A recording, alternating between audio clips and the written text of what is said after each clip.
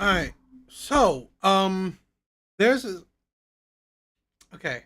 I have this video of Myron Gaines.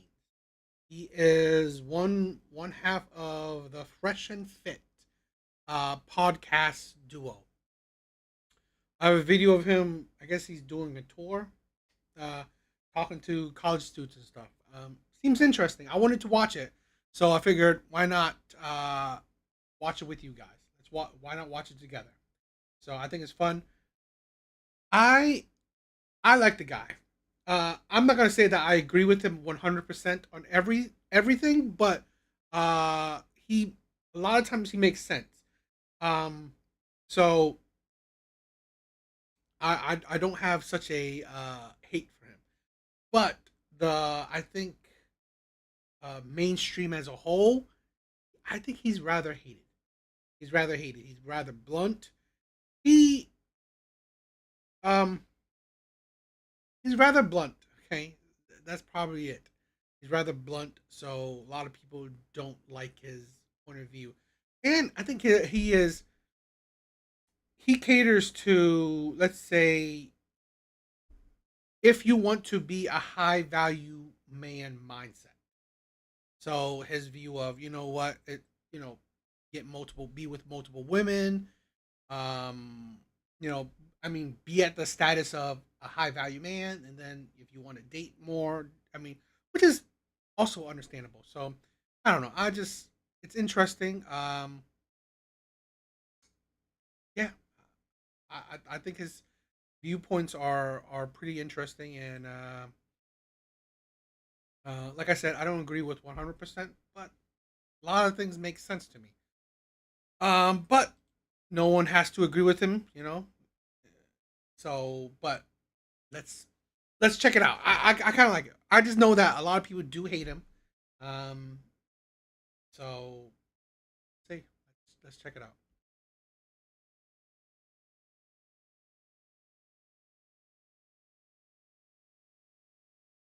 Thank you for perpetrating the stereotypes, Shaniqua. Where's Fresh? What was that? Where's Fresh?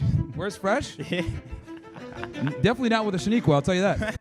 You know, a lot of people might not want to necessarily have their views tested, or they don't want to get heckled, or they're afraid of public speaking. But for me, I've been in way worse positions. You know, I've been. No, no, not this one. This one. Sorry, wrong one. I mean, I'm gonna react to that one, but I don't know about I'm gonna react to that one on this stream. Money, lost a lot of support, both financially and in his career, lost roles. And, you know, everyone believed Amber Heard, a.k.a. Amber Turd. And what ended up happening was he took it to trial, and it was one of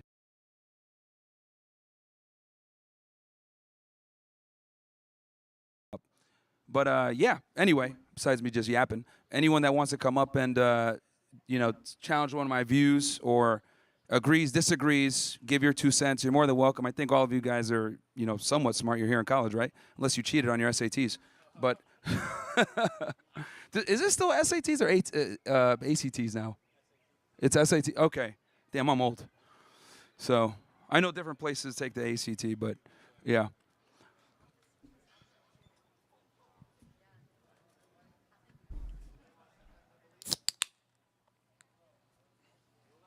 Oh, look at that. Everybody's scared, man.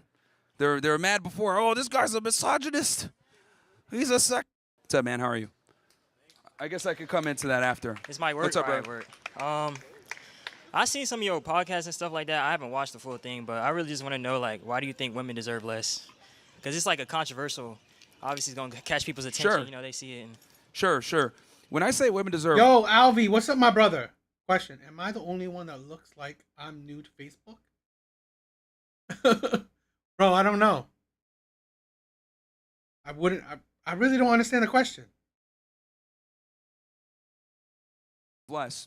Oh, what's up, my brother? It's been a while. I hope you're doing well. It's for a multitude of different reasons, but I'll just focus on, like, let's say dating for now, right? So guys have this, you know, warped ideology that being a gentleman and being super nice and, you know, being caring makes you more attractive to women. But the reality is, you know, attraction and arousal are two different things. And by being a nice guy, what ends up happening a lot of times is you get stuck in the friend zone.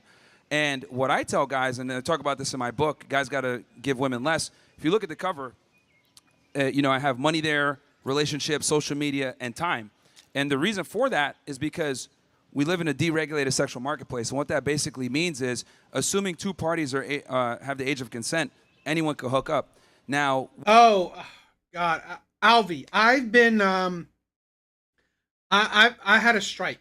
Okay, I've been I guess temporarily banned from YouTube partnership. Okay, so if you do want to support, which you don't have to, okay, which you don't have to, if you do want to support, like you know, those are the best way to support right now. I won't be able to reapply for YouTube partnership until mid-June. YouTube was angry with a couple of videos I made, so it is what it is. It gave me a strike, so they temporarily banned me. You know, whatever. It is what it is. You know, it, like I said, I did this for a hobby. The support helps, right? The support helps because who knows, in the future I would want to, you know, make this a full-time thing because I want to stream like every day, but this isn't my full-time thing. So yes, it is what it is. But again, I do this as a hobby. I care for my brothers and I just like making these videos. So, you know, but yeah, that is what it is. I mean, I sometimes, like, YouTube does this to me sometimes. Like, sometimes they shadow ban me, like, because I can see it, right? There's videos that I'm getting like hundreds to thousands of views, and then boom, it drops off. And then, you know, there's sometimes where I'm getting like dozens to hundreds of subscribers, and boom, it drops off. So it's like the algorithm is playing around with me. So when I did a video, you know, live streams and videos that they didn't like, boom, they temporarily banned me. So, you know, it is what it is. we thought this would be a good idea in the 60s with the explosion of feminism and birth control, etc. But what ended up happening was when you leave women to their own devices, they date the best guys that they can get. And that problem's been exacerbated as they become more educated and made more money. So it's left a lot of normal guys out of the realm. So what I tell guys is you need a woman that's going to reciprocate that attention, because we're in a position now where they have all the leverage, and a lot of guys are over here courting and dealing with women that quite frankly don't deserve it. So when I say women deserve less, you know, there's other aspects too, but that's what I mean, as in like dating. Don't simp on women that already get everything given to them. I hope that answers your question. Yeah, isn't that just like a generalization though? Because I feel like it's case specific with every person. Like when you say that, it's like you matching one archetype of men with another archetype of women, and then you making that the case for everybody.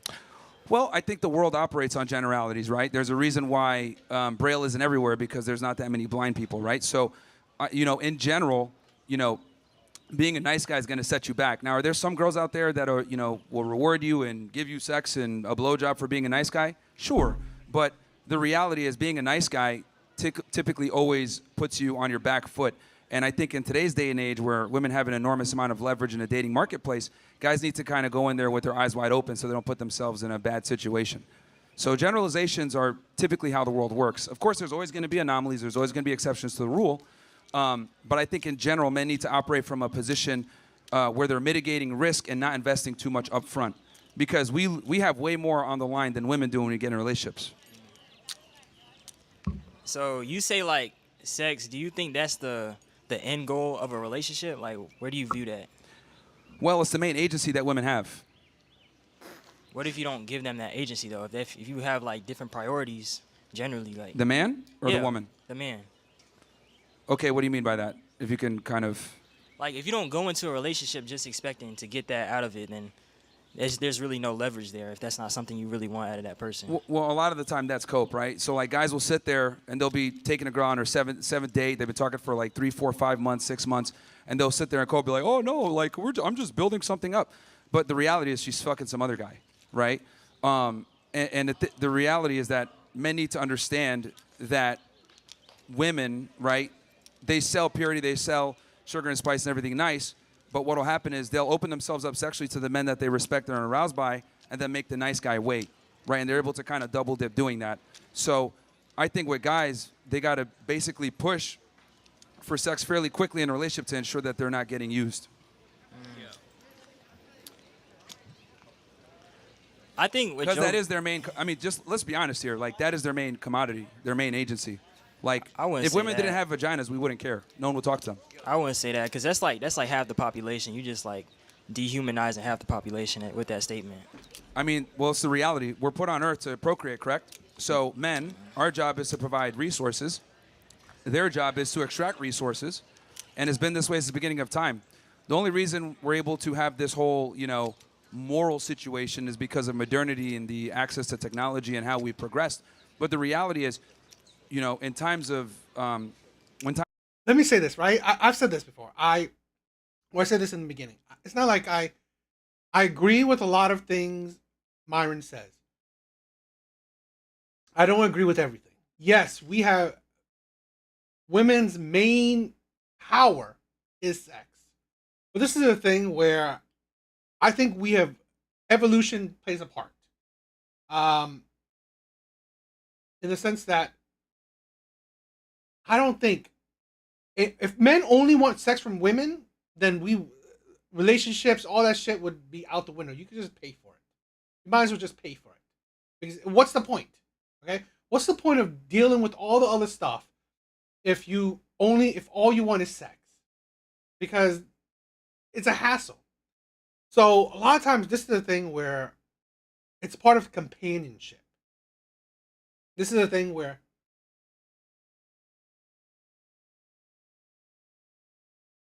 zookeepers. I don't know. It's just this is a thing where, like I said, I think we have grown to a part where we have to think about this, right?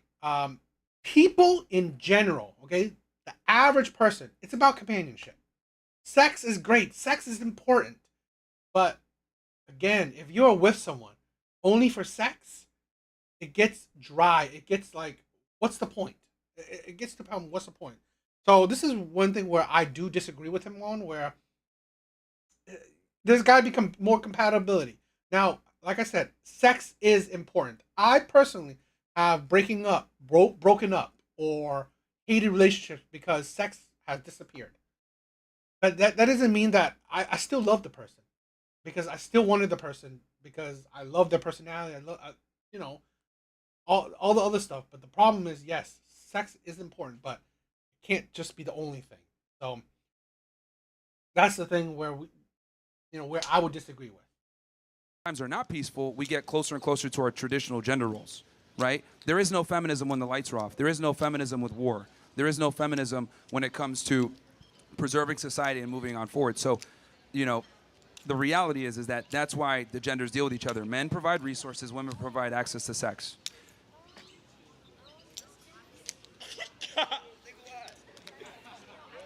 I'm gonna come back. Okay, no problem. Yeah, thank you for coming up, though, man. It's brave to do that. So, shout out to you. And you when you come back up, say your name. Hi.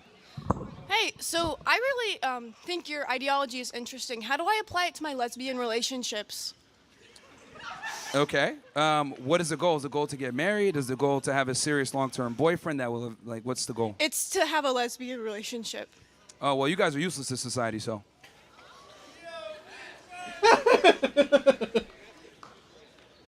That's kind of why I believe he is one of the most hated male content creators. He's blunt. Technically correct. Technically correct. I mean, here's the thing. Gay relationships, lesbian relationships, they are useless to society. You don't produce anything. I mean, you don't produce the next generation. If everyone was gay and lesbian, human race would die already. So should I value her less or more? Well, I mean, you know, you guys can scissor and talk and have a good time, but you guys don't really provide for society. Okay, so thank you. No problem.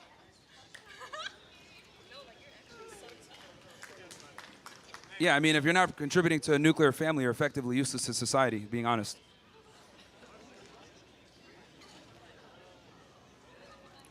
Also, I don't think lesbianism is real. I think it's just confusion a lot of the times. Because the reality is, like, see, because I've interviewed maybe almost 4,000 girls on my show, and girls that say that they're lesbian or bisexual, I always like to ask them, well, if you had to pick one gender for the rest of your life, who are you going to pick? And 9 out of 10 times it's the men, and the reason why is because men have to provide value in a relationship. Women don't, a lot of the times. Like with us, we have a multifaceted list of things that we have to bring to the table, whether it's being tall, strong, competent, financial resources. Men have to rise to the occasion to be able to get attention from the opposite gender. Women don't. So what ends up happening a lot of the times when there's lesbian or bisexual couples and are dating with women, the bar is low, and they don't really provide value to each other. And then when the check comes, they're both looking at each other confused. So, you know, there's a reason why lesbians have some of the highest rates of domestic violence. It just doesn't work.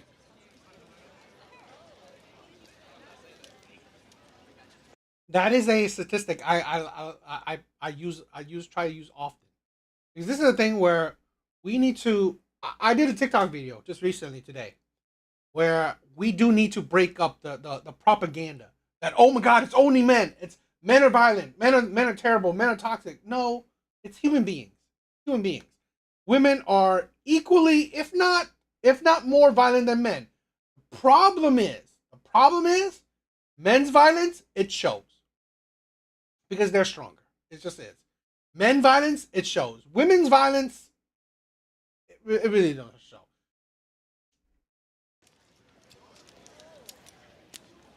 Hey, I'm back. I got another question. Sure. So, You want to introduce yourself to the people or not? oh, my name is Caleb. I'm a civil engineer major. What's up, freshman. Caleb? Welcome. Yeah. Where are you from, bro? How old are you? I'm from Fort Mill, South Carolina. I'm 19. Okay. Yeah. So you said like going into a relationship or dating with a woman, not expecting sex is like cope. What is? Yeah, what is a lot of guys tell themselves that when they're in the friend zone.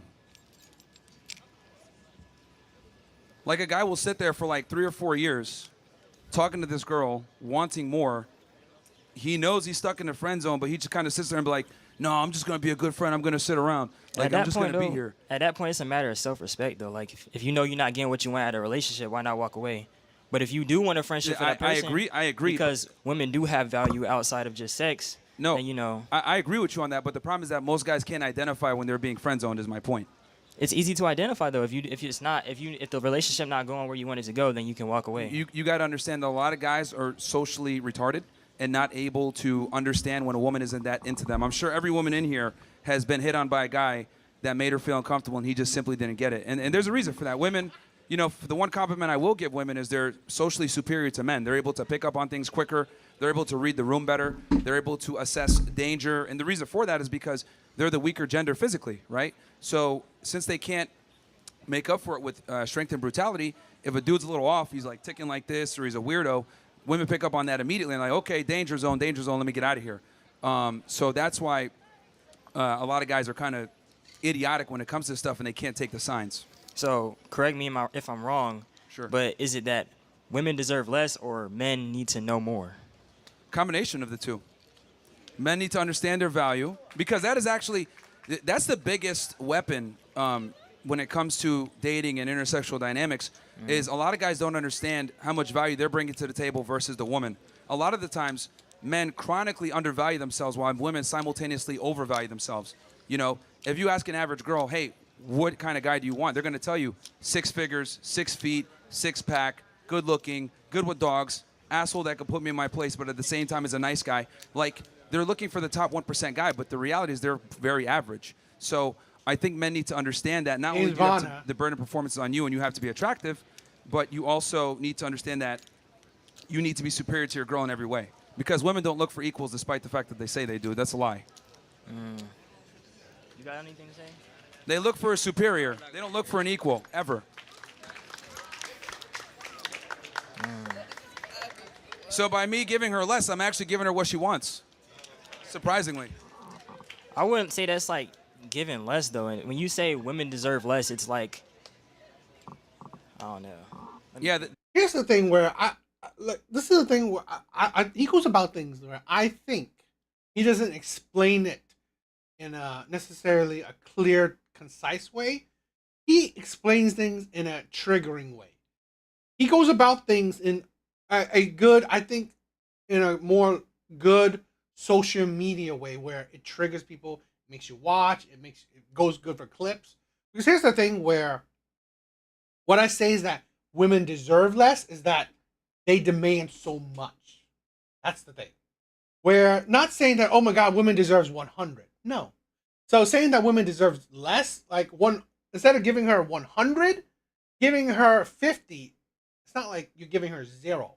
That's the thing where saying deserve less is more triggering than saying, you know what, doing 50-50 with a woman in this sense, okay? Where I say this. We have society, yeah, and being blunt, okay, being blunt. We have a society where women are overestimating themselves. I've said this countless times before. Women have become egotistical. Women have become egotistical, selfish. Even the average women look down upon average men. Average women, these women are not that special. They're average. When they date or look at other average men, they look at those men as below them. Because sometimes they can have sex with the 7s, the 8s, the 9s, the top tier men, and they think that they deserve more. So in a sense, that saying they deserve less is more just saying that you're not giving them the world, in a sense. That's the thing where it's not like you're saying they deserve less as in, oh, you know, don't give them nothing. Okay? That's what would trigger people. they do. And the thing is that you have to make them earn everything. Because when guys come in, they start simping immediately. They start giving her money, time, attention, all this stuff. She takes that for granted. She doesn't respect it. And if she doesn't respect it, she's not going to respect you. Okay, let's And here's the other thing, too. Since women have so many options, and this has been exacerbated by social media, by the way. Like, this has always been a problem, but in 2025, with the explosion of social media, it's gotten even worse. I think social media just made it more toxic, but I'll put that off to the side for a second. Sure. Let's do a hypothetical. So let's say a guy, he goes into a date, he already knows what he wants, and so in the scenario that you create, this guy he courts her or whatever, they're dating, he's giving her everything that she wants, and she's giving it up to some other guy on the side or whatever. Yep. And so Happens all the time. the problem is that she values herself more than this guy. Need more pimps? Well, I mean, not really. She's basically using him, right? So another dark secret when it comes to modern dating and women in general, how modern women date, is what they'll do is they'll have men in certain categories. They'll compartmentalize men. So one guy will be saved on her phone as Uber, another guy will be saved as pizza, another guy will be saved as sex, another guy will be saved as simp, another guy will be saved as sugar daddy. And, you know, this is a very dark reality that a lot of guys don't understand. But we've gotten to a... You know, this, I mean, like, I'm not saying that I don't, it's not like I'm dealing with college girls like that. So it's not like I can 100% agree. But this is a thing where what he just said, the sugar daddy, believe me or not, I've had college girls, you message me, literally saying they would want me to be their sugar daddy. Okay? They say they want me to pay for their time, give them allowances, and I mean, probably you won't believe me, but I've had that conversation, and I've said my pockets aren't big enough for that. Okay? I've told women, these young women, that honestly, no, my pockets aren't big enough for that. I'm not looking to go broke just for young, some young ass. So really, and again, these young women know they would exchange it for money. So really, it's like, I'm good. Point now, thanks to social media and dating apps, etc., where women are able to basically have men in these hard pass. certain roles where they can benefit them. And what I'm saying is, I don't want you being saved as Uber. That's my thing when I talk to guys. And so at that point, why is the lesson not how to have self-respect as a man instead of like attacking women? Well, here's the thing. In order for you to have self-respect, you must give them less. That's not how self-respect works, though. No. You You can value yourself, but without tearing someone else down. well, you're not tearing her down. You're just mitigating risk and not giving her everything up front. You're making her earn it. See, that's the thing. See, that's the problem where it sounds, right? It sounds triggering. She deserves less. It's not like you're insulting her to her face. No, it's like, this is the thing where it is true. Men, we do so much to get ass. We do so much to get to a woman. We plan dates. We try to, the best, we pay for extravagant dates. We pay for gifts. We pay for rent, and I've done it. Okay, I've been there where I paid for women's rent, utilities, gifts, trips. Just give her money, get into debt for her. Okay, this is the thing. Giving her less is not going crazy. It's like, you know what? Like you said, mitigating risk. Where if you have self-respect, it's not like it's not like you're calling women out of their name. It sounds triggering, okay, but it's that you're not going overboard. I've seen, okay, and I have a video of it where this guy, a OF, he's like, he subscribes to this woman's OF account, okay? He sent her 10 grand just for a picture and a hug, he sent her 10 grand asking her could he get a picture with her and a hug. That's it 10 grand. Seriously, I don't give a shit who you're hugging. I don't care what woman in this world you're hugging. No hug, no picture is worth 10 grand. And then subsequently, she spent that 10 grand on her and her boyfriend to go on a trip. The fuck is that? That's the thing. That's exactly what he's saying. They deserve less. Where men, we shouldn't be going overboard on what we're giving because we're trying to impress the women. See, I find it interesting that women will sit there and have these super high standards, right? And when you make them work for your validation and your attention, that's looked at as misogynistic. But when women do it, it's looked at as having high standards. Do you notice that? Double standard? So in other words... I've never experienced that personally. Well, that's you, man. I mean, you might be better with the girls than other guys, but most men struggle in this situation. Yeah. See? Yeah, you got to remember, man, the average guy is struggling. Like, you might be a smooth talker or whatever. I can see that you're an eloquent young man. Thank you. But a lot of guys don't have that skill set. So. Well, I mean, I think a lot of this, like, the dating philosophy in this time is really like spitting game, and it's really technical. But I think a lot of it is just connection. So when you actually look for that in somebody, then you can get rid of everything else. Yeah, it doesn't but become a here's the thing, competition man. or a thing of leverage or anything. Here's the thing you got to remember. Like, when it comes to, like, connection, remember that, like, 90% of guys can't even get the connection in the first place. It's just a conversation, though. But you're not going to have the conversation if she doesn't find you attractive up front. So, like, whenever women talk about, like, men that they like or whatever, or, like, what they're looking for, or the personality traits he's supposed to have, they're talking from the frame of they assume attraction. They assume he's already 6 feet tall and he's good looking or whatever. Yeah. Right? Oh, I don't care. I just want a guy that communicates well. But she's not telling you that he's 6'3" and makes, $50K a month. Yeah. She's not telling you that part, right? She's saying she wants a good communicator, but the reality is it's with certain types of men. That is exactly the point. This is the thing where I have screamed this to the rooftop. I have tried to make this distinction. Women consistently complain about men. But I've tried, all my videos, every time I see a video of women complaining about men, I correct it. I stitch it on like TikTok and stuff and I correct it. No, your complaint isn't men. Your complaint is the man you are attracted to. Your complaint is the man that you want. Because here's the thing. If women want a provider, she can find it. He's out there. If women want a nice guy, he's out there. She can find it. If women want a good communicator, she can find it. he's out there.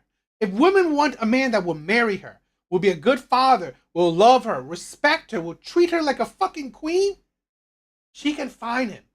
He's out there. The problem is she attracted to him? Does she want that man? In most cases, she doesn't. She wants the man that she is attracted to. Just so happens the man that she's attracted to, guess what? He's not a good father, doesn't want to marry her, wants to use her, he's maybe abusive, a liar, he's whatever. All the complaints women have about men, it's usually the men that they want. That's why I hate how women frame their point of views or their arguments. Because here's the thing. You are not talking generalizing. You don't generalize because here's the thing. Women consistently use their personal life to, shape their view or opinions of whatever, of men, okay? They use the men that they're attracted to, okay? Or the men that, I don't know, that they interact with to shape their views of all men, which is very stupid.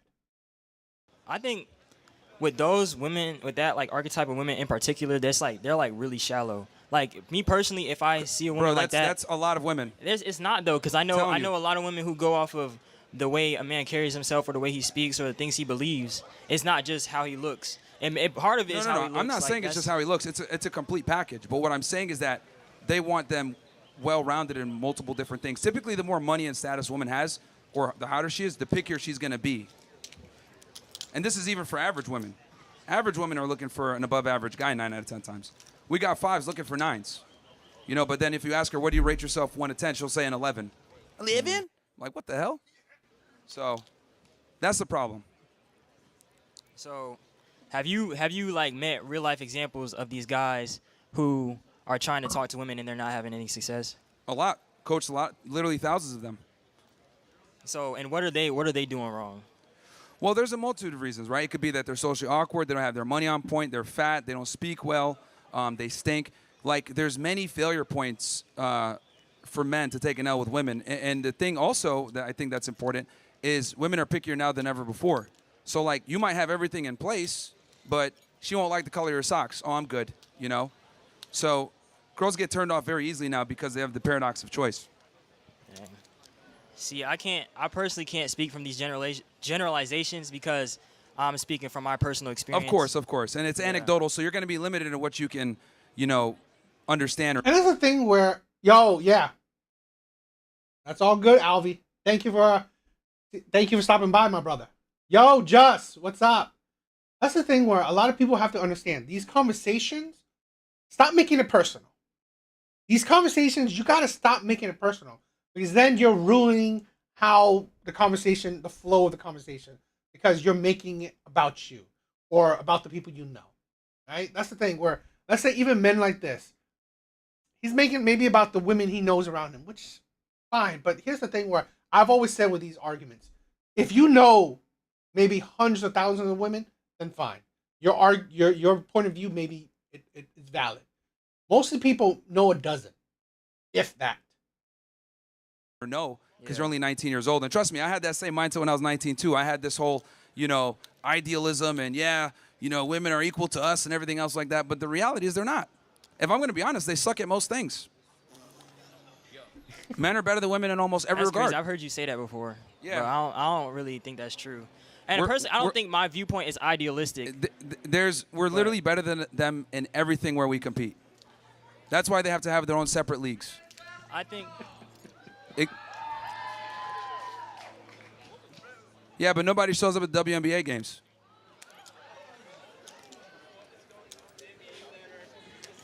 The WNBA is literally subsidized by the NBA, right? It's like we like champion mediocrity from females just because we want to be equal, right? I think we got double standards in gender roles because men and women are good at different things. Not that men are better than this or women suck at this. Like, we have different things that we're inclined to. I mean,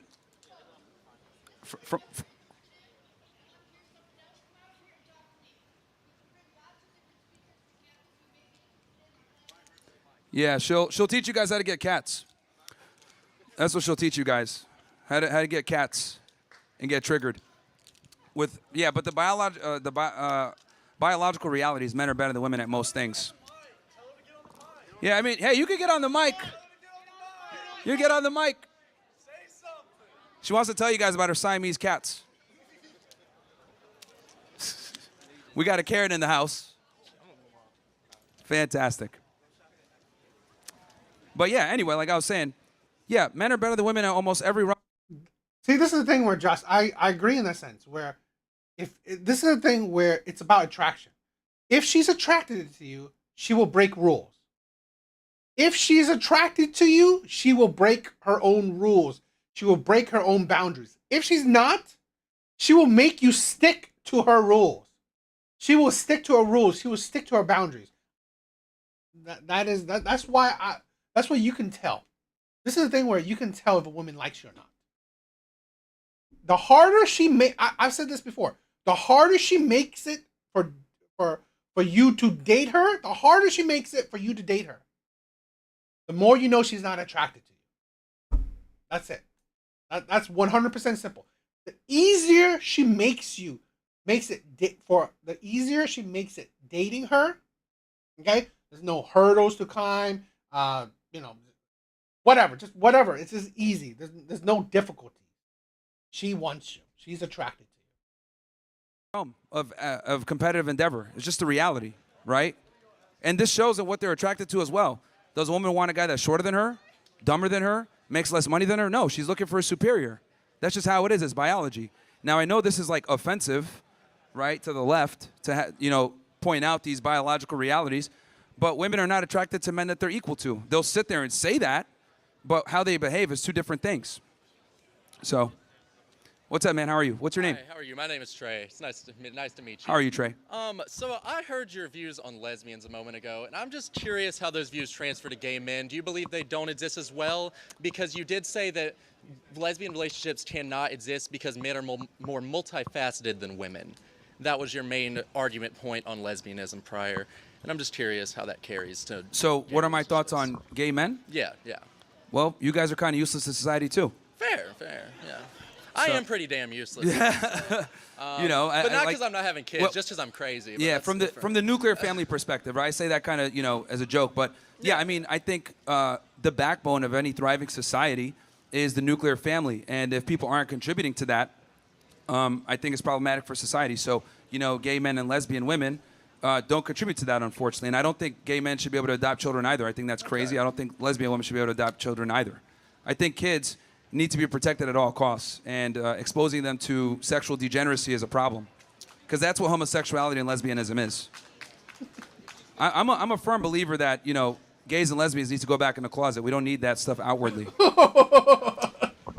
That is you can see why he would be what I would consider probably one of the most hated content creators, and I think feminists should be ones to speak on issues Myron is speaking on. When feminists were making women equal to men, they imagine as this is a thing where I think actual feminism.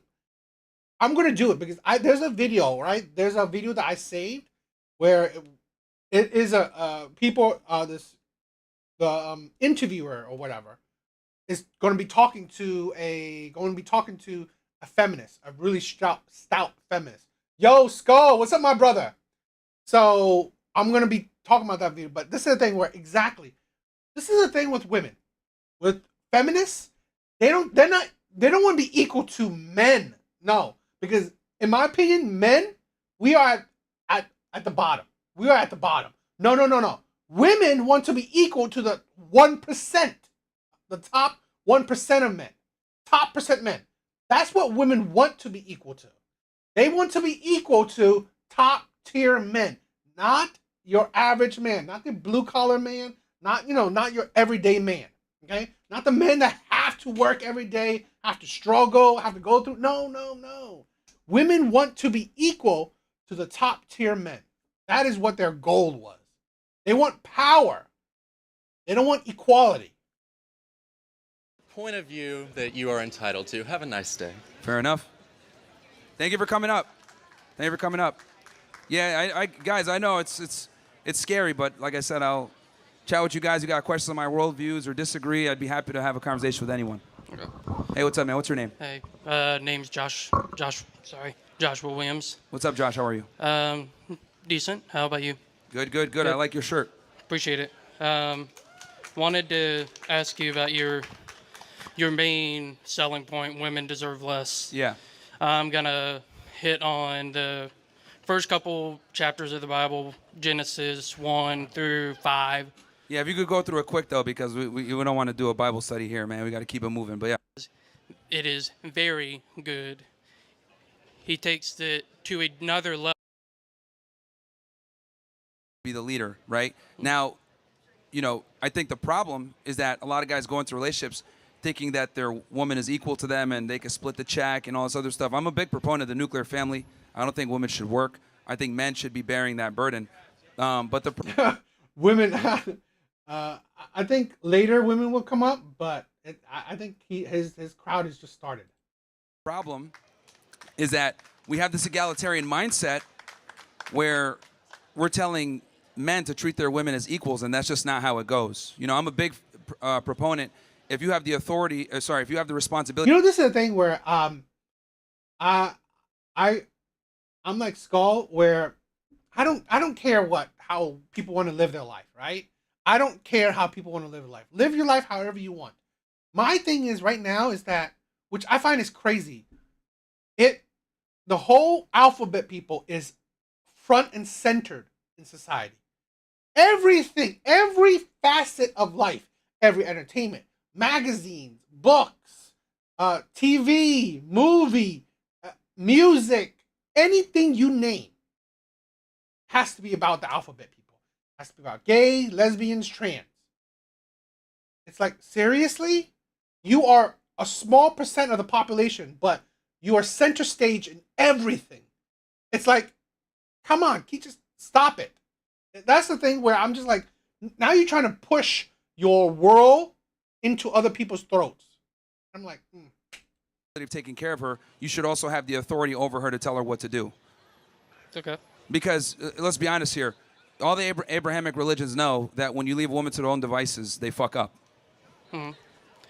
So now, talking about Abrahamic religions, we're gonna focus on the Old Testament and how. Being a wife, and I want guys to focus on, like, when you do identify the woman that's worthy of being your wife, then obviously you give her the world. I'm not saying not to give her everything. But she has to earn that, and that's the problem, is that we just think that girls should get things for having a vagina. oh, that's the just that, right? What's annoying to me about the alphabet people is everyone think I'm gay for not being that masculine, and I'm quite a few women be wanting to be the gay bestie, and that's annoying. This is a thing where I like to really talk about this, how society is that. Yo, Elk, what's up, my brother? I like to say this. Not every man needs to be a jacked up, hyper masculine, need my guns, need to go fishing, need my, F-150 type of man. That's BS. This is the thing where I think this is the problem with how we are shaping the LGBT alphabet community, right? How young boys, you don't need to be hyper masculine to be a man. This is the thing where I think we are damaging young men, young boys, because, if you are not stereotypical, what society believes as masculine, you must think that you must be a woman. So you must transition into being a woman. That's the thing where that's fucked up. That is effed up. Okay. I'm not the most masculine man. My voice isn't the most masculine, voice. I'm not like I'm a geek. I'm a big geek. So really, if I was born into today's day and age, maybe my parents or society would push me to try to be trans. And that's stupid. This is a thing where it is okay, back in my day, for women to be tomboys, for women to be a bit less feminine. It's not the worst thing ever, okay? For men not to be stereotypical what masculine is. And I think it's a detriment now that oh, if you're not true masculine, you need to be trans to turn into a woman. For a woman, if you're not true feminine, you need to turn into a trans man. It's like, what the fuck? Calm down, okay? It's like there are spectrums of people, okay? Personality is a spectrum. Gender, I think it's just two. In my personal opinion, gender is just man or female. But a spectrum of personalities, that's human beings. We have a spectrum of personalities. It's not stereotypical. Now, yeah, maybe the vast majority of true masculine man is like, yeah, the jacked up, the, liking my guns, liking my F-150. Cool. But there is a spectrum of people. And I think the problem is because we think there's a spectrum of people, and I think that's personality. We are using that kind of mindset to make it, oh, there's a spectrum of gender. And I think that's stupid. I think that right there is stupid. To say, oh, if a man is not true masculine, oh, he must be trans. What the fuck is that? No, that's stupid.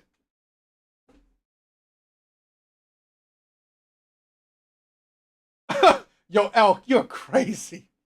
You're crazy.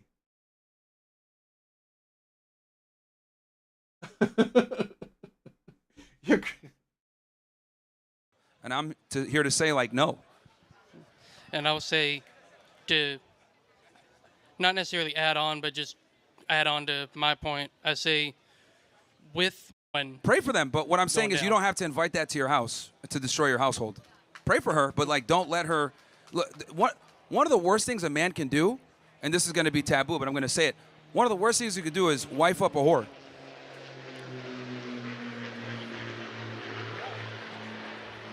So, because wiping up promiscuous women will absolutely destroy your life as a man. So my thing is you could pray for them. Obviously, you wish well upon them, but that doesn't mean you need to invite her into your life where she's in a position where she could utterly destroy you. okay, Especially with the way the family courts are run and the way that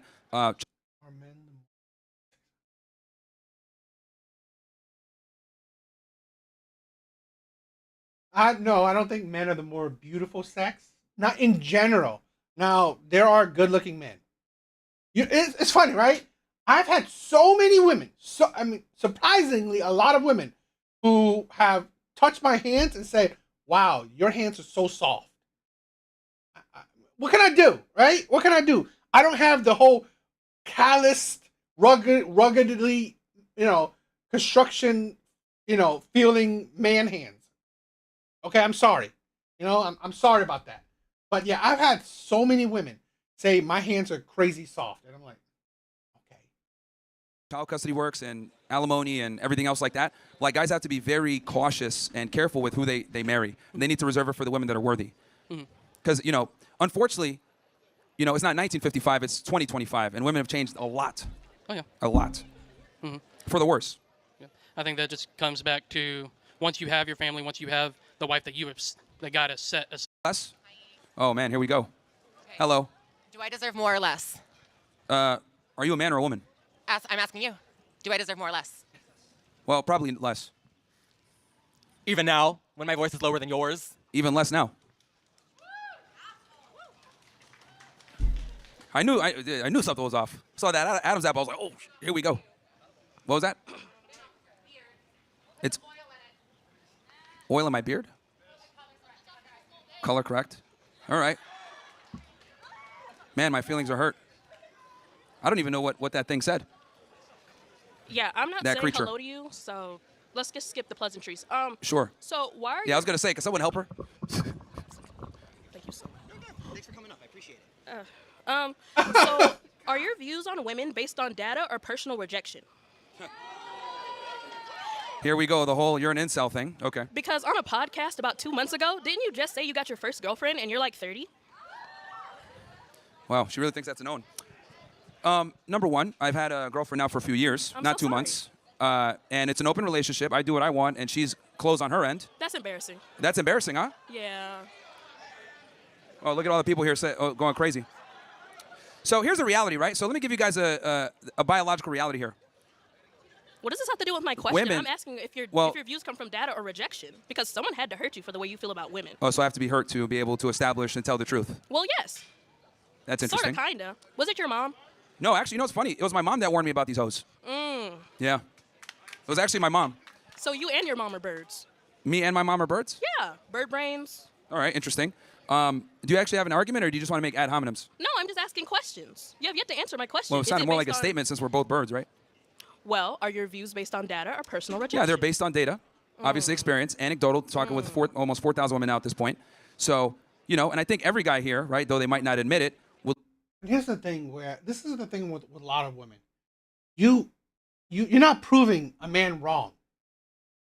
I hate this thing where I did a video saying that this is the problem with a lot of women. You go about things talking, right? Your conversation with your emotions, not logic. Not logic. Because here's the problem. You don't come up to him and, you know what, debate him on his ideals. No. You come up to him and insult him. Oh, you just recently got a girlfriend. So fucking what? Who cares about his personal experience? Okay? Debate him on his ideals. Okay? Because if you think his ideals are wrong and you have logic to back your shit up, go for it. No, but what you come in to do is you come in to a conversation, you insult. Right? This is the problem where Kevin Samuel said it best, right? This is the problem with a lot of women. What is it? It's like what he said? Insults. God, what is it? He says insults and the need to be right. One other thing, but he says this is the problem with a lot of women. You talk like you need to be right, and you insult too. It's like that doesn't make your conversation how your ideals come through adequately.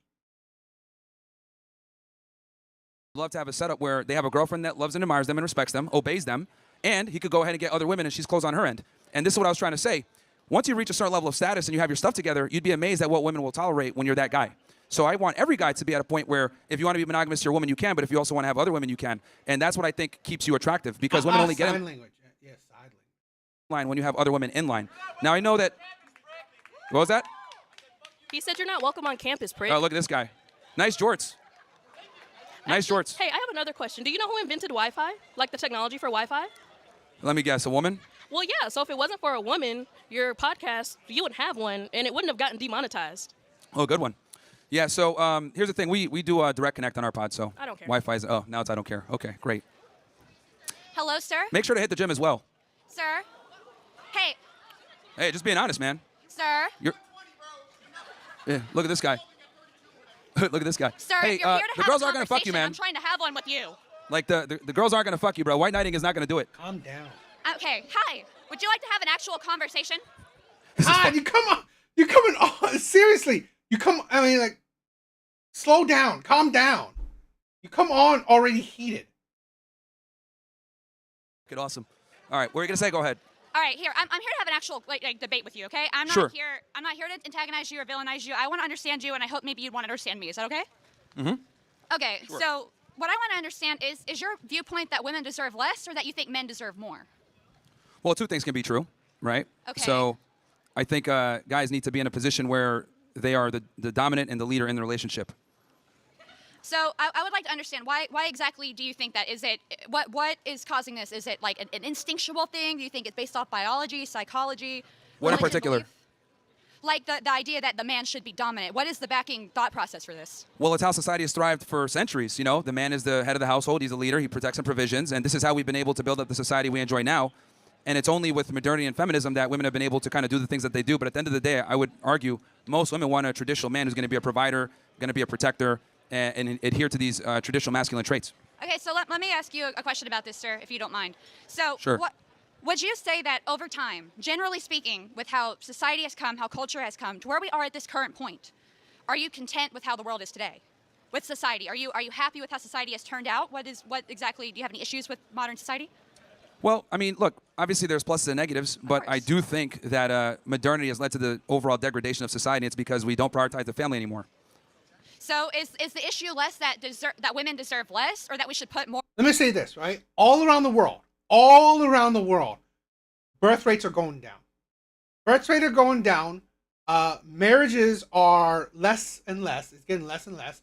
People are getting married later on in life. So the more you get, if you get married later on in life, the likelihood that you have more than one kid is not that high.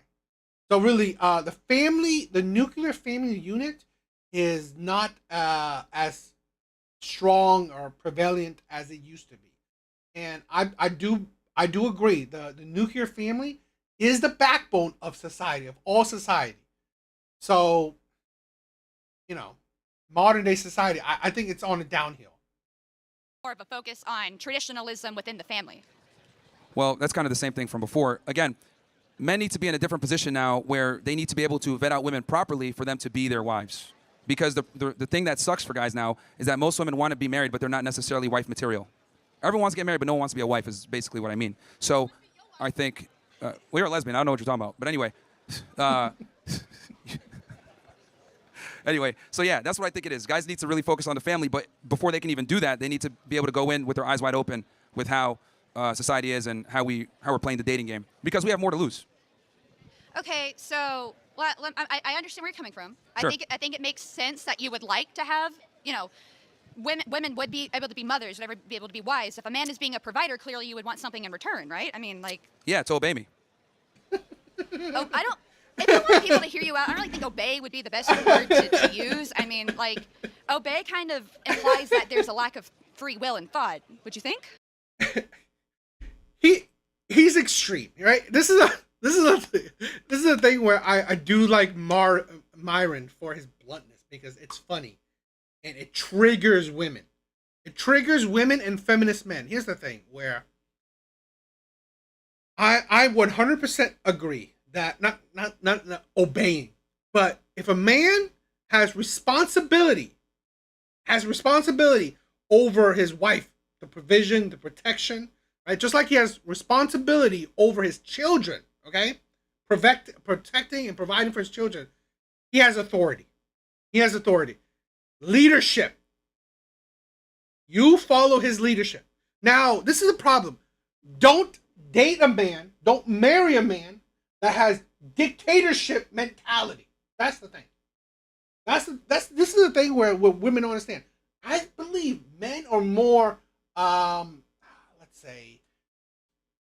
men are more presidents than they are dictators, okay, in their relationships. Men are more presidents, i.e., they listen to other people's advice. They listen to counsel. They listen to their partner, okay, instead of a dictator where they don't give a shit what a woman says and they do whatever they want.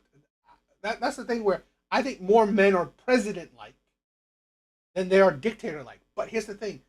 He's going more a bit extreme, saying obey, but again, it's about responsibility.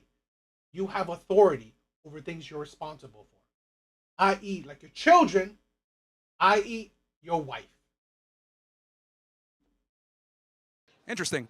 So you say there's a lack of free will there, but is there, I mean, with the term obey, like the connotation that it provides when you say the word obey. Yeah, because here's the thing. I find it interesting that on my end, I'm protecting and providing, and the one thing I ask in return is for her to obey, but that's a problem. See, that's well, I didn't say it was a problem. Because here's the thing. Let's be honest here, right? So this is what I mean when I say modern feminism poisons women. Women want a guy who's going to be a protector and a provider and a good man. But if he asks, hey, I need you to obey me in return, she'll say, I don't like that word. Why do I need to obey you? Well, you need to obey me because I'm the one that's responsible for you. So if I'm responsible for you, that means I'm supposed to have authority over you as well. Well, if you would like to have a conversation without putting words in my mouth where I said that I had a problem with the term, like, obeying people, I just said that if you want other people to agree with you, maybe find a different term that... This is the thing where sometimes it's like, I understand. I had a friend who told me that, you know what, it's how you say it rather than what you say. But this is the thing where sometimes it don't matter. It don't even matter if you say things in a more flowery way, because the people that would listen to you would already listen to you. The people that wouldn't, regardless of how great you say it. But this is the thing where also, I like the thing where don't manipulate. Because this is a problem where, this is why I think women are so easily manipulatable. Okay? How women are so easily manipulatable. And this is what, this controversial thing where why women gravitate to liars. This is why women gravitate to liars, because they like flowery words. This is why the players, the bad boys, the Chads, the Tyrones, the Pookies, the Ray Rays, this is why these men have high body counts. This is why these men don't have an issue. They don't fail when it comes to dating. They're good liars. I've said this before. If you lie, women will buy. This is a thing where certain men, you're gonna say it straight up, like Myron. Because he doesn't care. He doesn't need to lie to you because he's not trying to manipulate you in a sense. He's not trying to, because here's the thing, he's not trying to get into your pants. So for him to say nice words that will make you think that, oh, you know what he says is great and stuff, he doesn't care. He wants you to get the meaning, get the get the full point of it, and then agree with it or not. Instead of, this is the problem with women. This is why, the past, you have cult leaders, you have, all these like serial killers, all these people who can manipulate their way into people's lives because of how they talk. And this is why the charmers are very big. Would kind of incline people to agree. Secondly, Well, that's the problem. People are too soft. That's the truth. We need women to obey us. says the guy who's here complaining about women. No, I said women need to obey men. I'm saying the problem is that we have this society where people just don't want to be honest and say what it is. But I'm being honest and telling you that people don't like the word obey. Okay. Oh, well. Okay. Like, oh well. I People find don't it interesting, right? So a lot of people think I just talk smack to women all the time, but I actually talk more smack. Anyone that watches the show, I actually talk more smack to men. I Oh, tell that's them so not to be chivalrous fat, of you. not to be losers, not to be dorks. Like, I bully the guys so that they become better. Men kind of accept this. But when we say we want something in return, women don't want to follow it. So it's like women have one job and they don't even want to do that. Well, have you considered that maybe women don't want your help? Well, here's the thing. I'm here to help the guys out because they're the leaders. So Well, that's fine, but I'm very familiar with the fact that like women, like if they hear a certain word, they get triggered and they can't listen to anything else. But again, that's an inherent flaw in women because they're so emotional. But the reality is, like, as a woman, if you're in a relationship with a guy and he's doing what he's supposed to do, protect and provide for you, you need to obey him. So wait, okay, you have a problem with women being overly emotional, yet you want them to be providers to children. That implies that there needs to be some type of emotional nurture there. So is the problem that women are too emotional, or that they're not emotional enough? No, what I'm talking about is in this context where the term obey immediately triggered you. I'm not triggered. Okay. You're not Do I triggered. look angry? No, well, you didn't like that term. You're like, hey, well, maybe you could use a different word. It's like, no, that's what it is. It's like, come on. It's like, seriously, you were triggered. Okay, hell, I think you were triggered once you got into the mic. This is the thing this is why I say, are women actually emotionally intelligent? Yeah, women are more emotional, but are they actually emotionally intelligent? Because if you are, you will recognize the emotions you are expressing. You are triggered. You're overly emotional, right? So really, that's the thing where you gotta recognize it. Obey. I didn't say that I was bothered by the word. I was just trying to give you some advice that maybe other people would be more inclined to listen if you didn't come off so authoritative. Well, I think that's important where we're at a crazy point right now where we just got to start being honest and not tone police and worry about certain phrases triggering people. The truth hurts a lot of the times, but this is what we need to do. We've gone so far left that we're going to need a significant overcorrection. And sometimes that means using words that people might find offensive. Okay. So, all right, I understand what you're saying, that we shouldn't, be so protective, right? Yeah, another thing too with But men you I've want to noticed. protect women, so you don't want them to be protective. No, what I'm saying is that with men, right? When I say the term obey, guys just get it. They don't get offended by. This is actually a phenomenon I've noticed only with women. Like when I tell guys stuff and I speak very direct, they don't care. They just consume the information. Okay, that makes sense, and move on. They're not really too concerned with how it's said or the terms that are used. But with women, a lot of the times, if I don't use certain terms or speak in a certain tone, they get offended and can't take in the information. And I think if women were a bit more receptive to the direct nature of the things I say, they'd be a lot better off because I'm very honest about it. It sounds like men tend to obey you more than women. Well, I mean, if they listen to what I say, they'll probably do pretty well in life, yeah. If you want someone to obey you, why don't you just go with guys? That's a good one. I'm just a genuine question. Why do you care so much about women if, like, the men are listening to you just as is? You're trying to do a thing for the men, right? Do them a favor, help them out. Women aren't asking you for any help. Yeah, no, I know that's why I focus on the guys because they're not emotionally Then why are triggered. you here talking about women? Because that is a big obstacle that a lot of guys can't fix. They can't Then why are basically you trying to fix it? because if we don't have women, we don't have the nuclear family, and a lot of guys struggle with this. Now, here's the thing: I understand that you might be in a privileged position where dating and getting men to court you isn't that hard, but for average guys, it's not that easy. So Well, a I lot don't of guys need need to anyone learn to this court stuff. me. I'm not looking for that. There's more to my life than worrying about what the other sex does. Okay, well, you have that privilege since you're a woman and the men come to you, but They men don't need to come figure to this me. stuff out. I came to you to talk to you. again. Did you come to me? I don't think no, so. No, but this is us having a discussion. Here. What I'm saying is that, like, you're maybe What? like a 3 or 4. So, like, A 3 you're or going to 4. have more market pull, right, than a guy that's like a 7 or 8. You're going to have more options than an average guy. So for you, right, you're getting an abundance of options, whereas guys are. You know, this is the thing where maybe I'm. This is the thing where I can't be. I can't be a Myron. I can't. To tell a woman to her face, she's a 3 or a 4. It is, and it's not like I don't agree. Sometimes it's not like I don't agree, but it's just that I understand how the world works. To do that is so. It is very. Oof. Not going to get that same level. So, and the other thing too with women is women are just simply better at dealing with the opposite gender. Men need to learn this stuff. Guys don't kind of come out understanding female nature. They have to learn this stuff either through someone teaching them or I through don't think I took a losses. crash course on how men work. I'm sorry? I didn't take. Because you don't need to. You don't. This is the thing where women have the luxury to not give a shit. Women have the luxury to not give a shit about men, and men still come up to them. Those jugs make her 7. You know what? Yeah. I mean, this is the thing where, see, that's the thing. You got the body, don't matter about the face. You got the face, doesn't necessarily matter about the body. But this is the thing where women don't even need to give a shit about men. Women don't need to give a shit about men, and they still succeed in the dating market.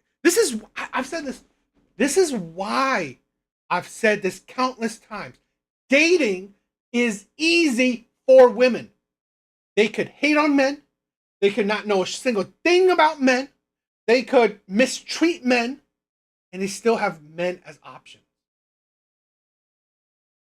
She's A crash course on how men work. Why do men need to take a crash course on women? Because men, here's the thing, men have to build up the attraction and approach the women. They're the ones that got to make things happen. Women don't. You guys are in a privileged position where the men just come to you. So you But, guys are stupid, basically.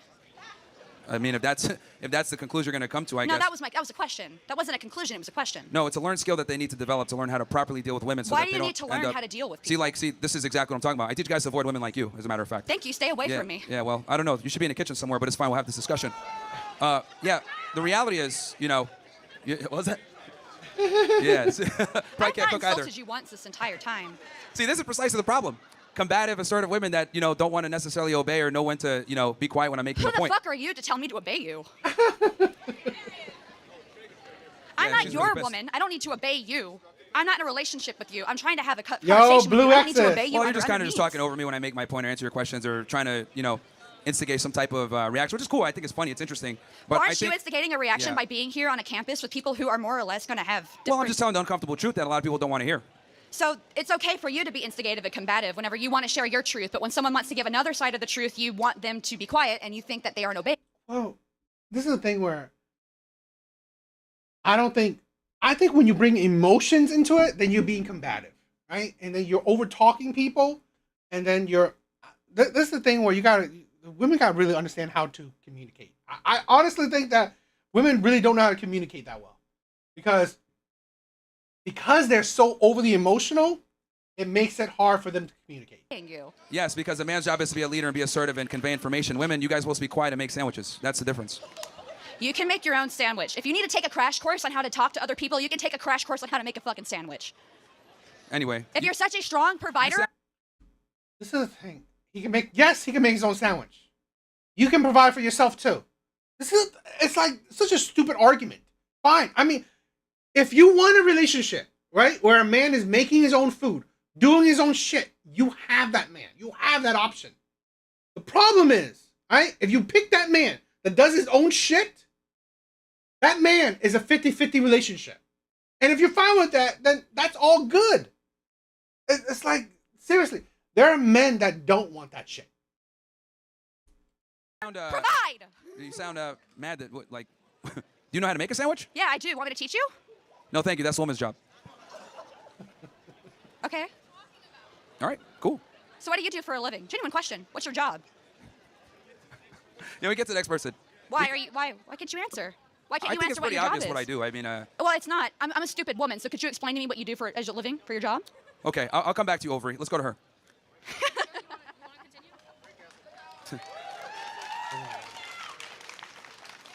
Hi, how are you? Hi, how are you? I'm good. How are you? Good.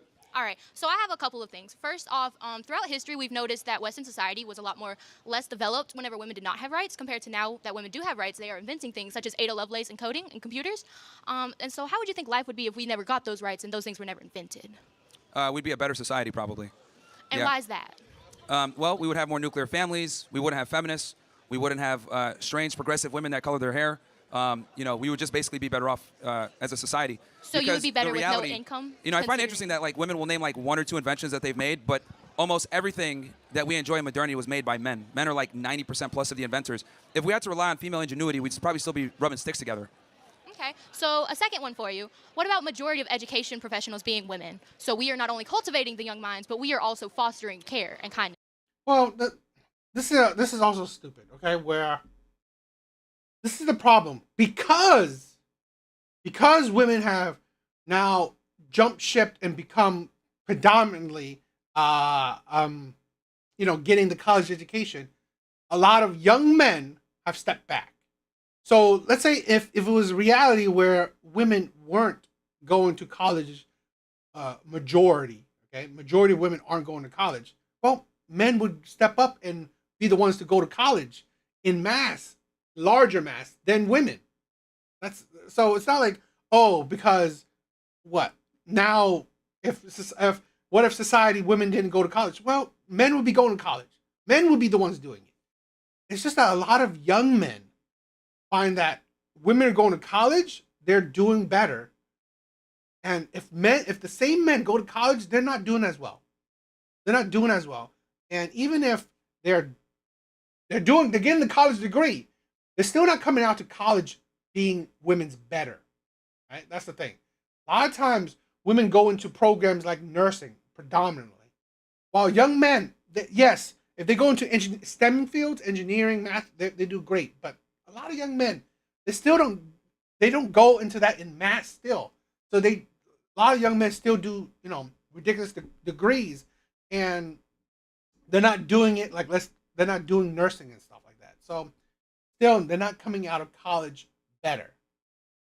Well, that's precisely why college is a joke now. As someone who graduated from college myself from a good school, the education system and academia in general just become, a libtard fest where people are operating not on reality and thinking that there's 99 genders and, this woke ideology, and it's kind of like the battlegrounds for that. So the universities have morphed from a place where you can get a higher education, become more intelligent, and get a job into the real world versus, just pushing a political agenda. And this is why women are starting to dominate men in college attendance, because men are kind of catching on that college is a scam in most cases.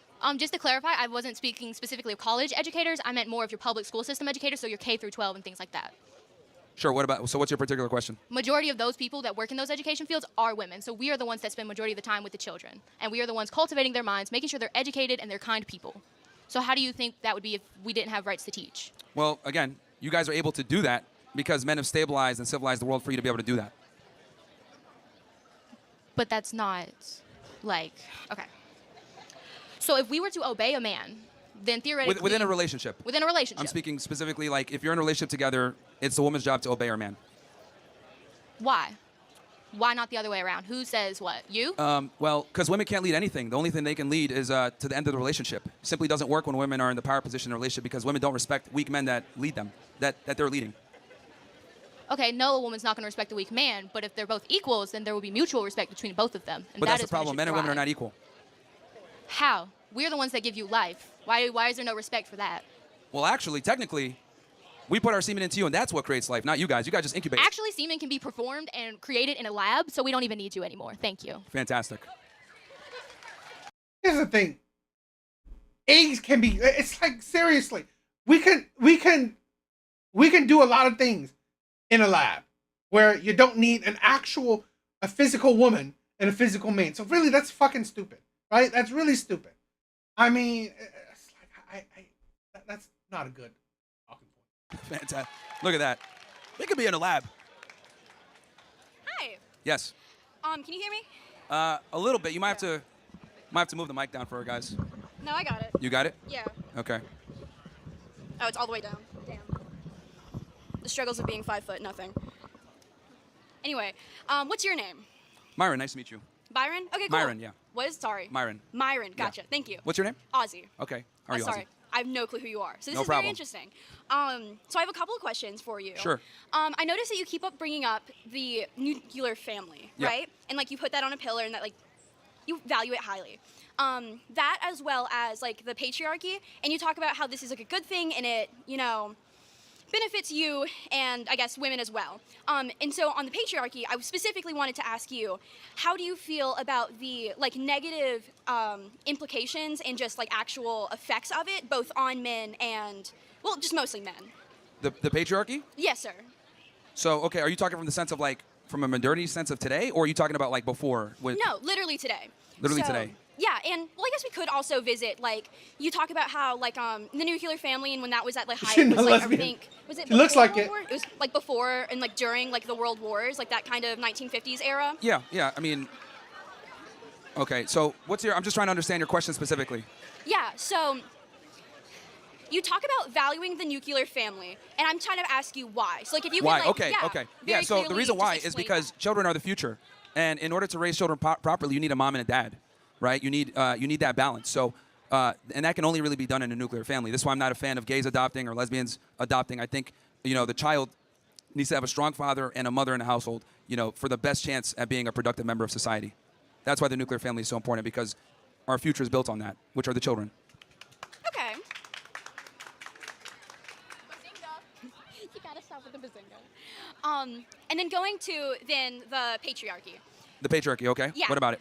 So you're talking about how like you value it and you find it good that men are then forced to go out and do these things. So you're talking about kind of like the men's rights issues, right? Yes, I think there's a burden of performance on us, and I think that's something to embrace and rise to versus trying to be equal to women. Okay, so you believe that men should not have a choice. As far as in what regard? Working? Not just working, but just style of life and like, so taking away that choice from men and just generally from people of like their direction in life.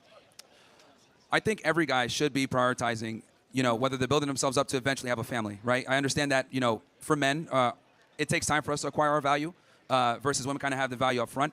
But I do think that every guy should be striving to become successful so that eventually a family will be dependent upon him. Okay, I get where you're coming from. Yeah, I don't think women should be working. I think they should be prioritizing motherhood, not jobs. So then so taking our society and the amount of people that it takes to run a fully functioning, well-endowed society, that takes people of all kinds of creed, right? Sure. So when you take away that matter of choice from both men and women and everyone in between, why do you then believe that that will be a better society? Well, the thing is this, right? So you're mentioning this. But here's the thing, right? This is the problem with some arguments. We have proof. We have proof. We have proof when women valued and prioritized family, and when men were leaders of family, when men had goals, directions, right? Providing, bettering themselves to be able to provide for a family. We have proof of it. We have history of it. That's the thing. Society didn't, break when that was the image of society, right? Where women focused on their family, women weren't part of the work, a big part of the labor force. Okay, we have proof of that, and we had society working well, even in a lot of cases thriving. So there's proof of it. This thing about choice, and I think that's an illusion, right? And we need to be honest here when it comes to women pursuing education and a career. What we tell them is, hey, look, go get a job, make money, enter the workforce, and then you can have a family at the end of that. And what ends up happening a lot of times is women follow this route, get an education, get money, get a job, get a good career, and then when they try to find a guy at the end of that, it becomes significantly harder. Because what's ended up happening is the woman has risen up in status, risen up in her income, and her standards are higher, so a lot of guys aren't going to qualify. And I think if we were honest with women and told them, look, if you pursue a career, there's a very good chance that you might not get your first choice. I think that's a good starting point. Obviously, we can't just say, take all the jobs and that's it. But I think we need to start being more honest with women and letting them understand that you got to pick one. You can't really have it all. And this is something that we've been lying to women about for decades, that they can have it all. And then they end up at 31 years old, unmarried, no kids, wondering why guys don't take them seriously. But it's because they didn't know the truth about this stuff. So then how do you feel about the same thing, but then happening towards men? Like, In what regard? like take you for example. You say that you have, like, I think you mentioned you have an open relationship, but specifically on your end. Only on my end, yeah. So you take the nuclear family, which is a loyal and faithful husband. Only women could be sluts. We are the slut makers. This girl's over here trying to call me a slut. Hey, we're the slut makers, man. There's no such thing as a man that's a slut. May I continue? Yeah, go ahead. Thank you. So you're talking about how you have an open relationship. So you have the nuclear family. Yep. The stereotypical nuclear family is a loyal working husband who goes Sure. to the office or whatever, makes money, comes home to his wife, provides for his wife, takes care of his wife. Now, I want to say this, okay? What one man's life doesn't mean all men's life.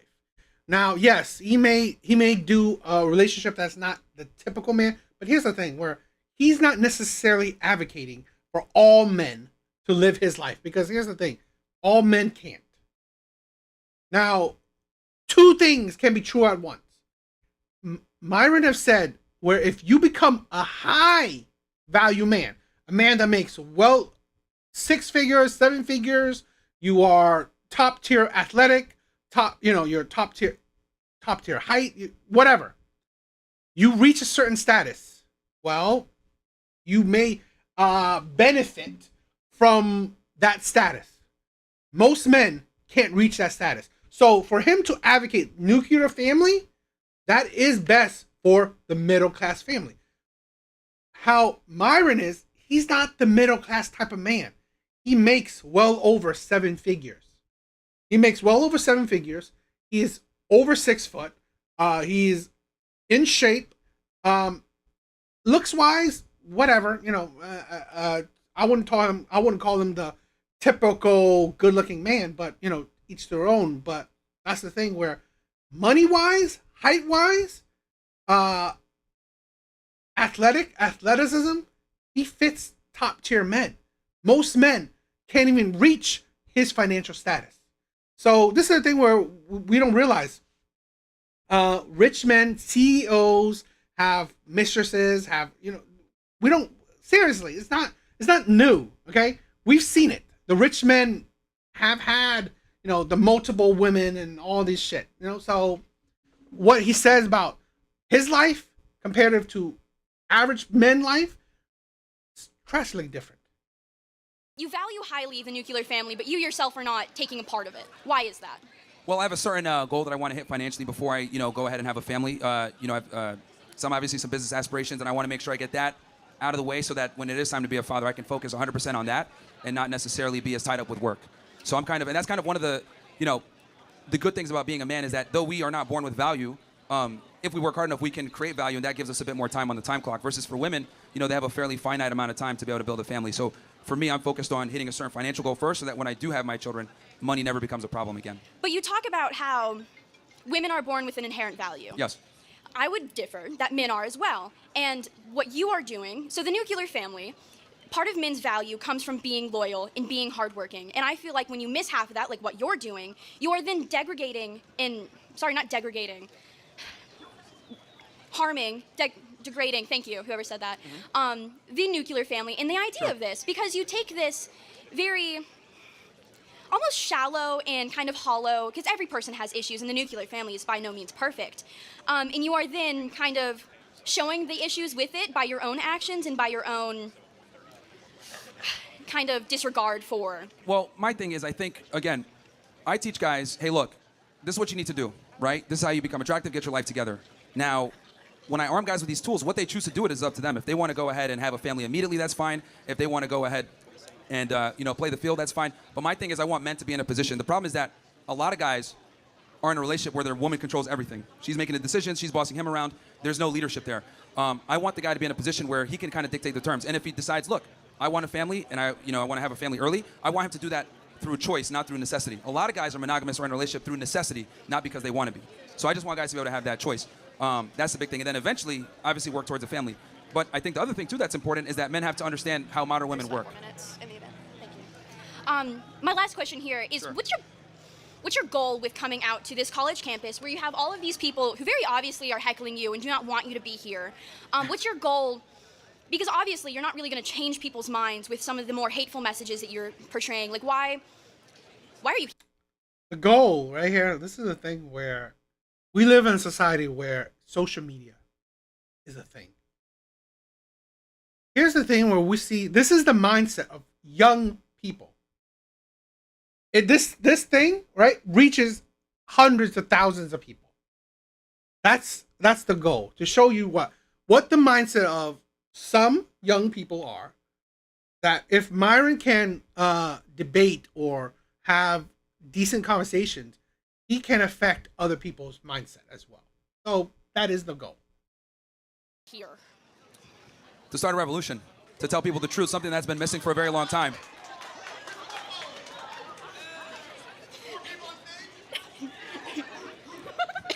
Hey, you know white knighting the girls isn't going to get you laid, right? Doesn't work.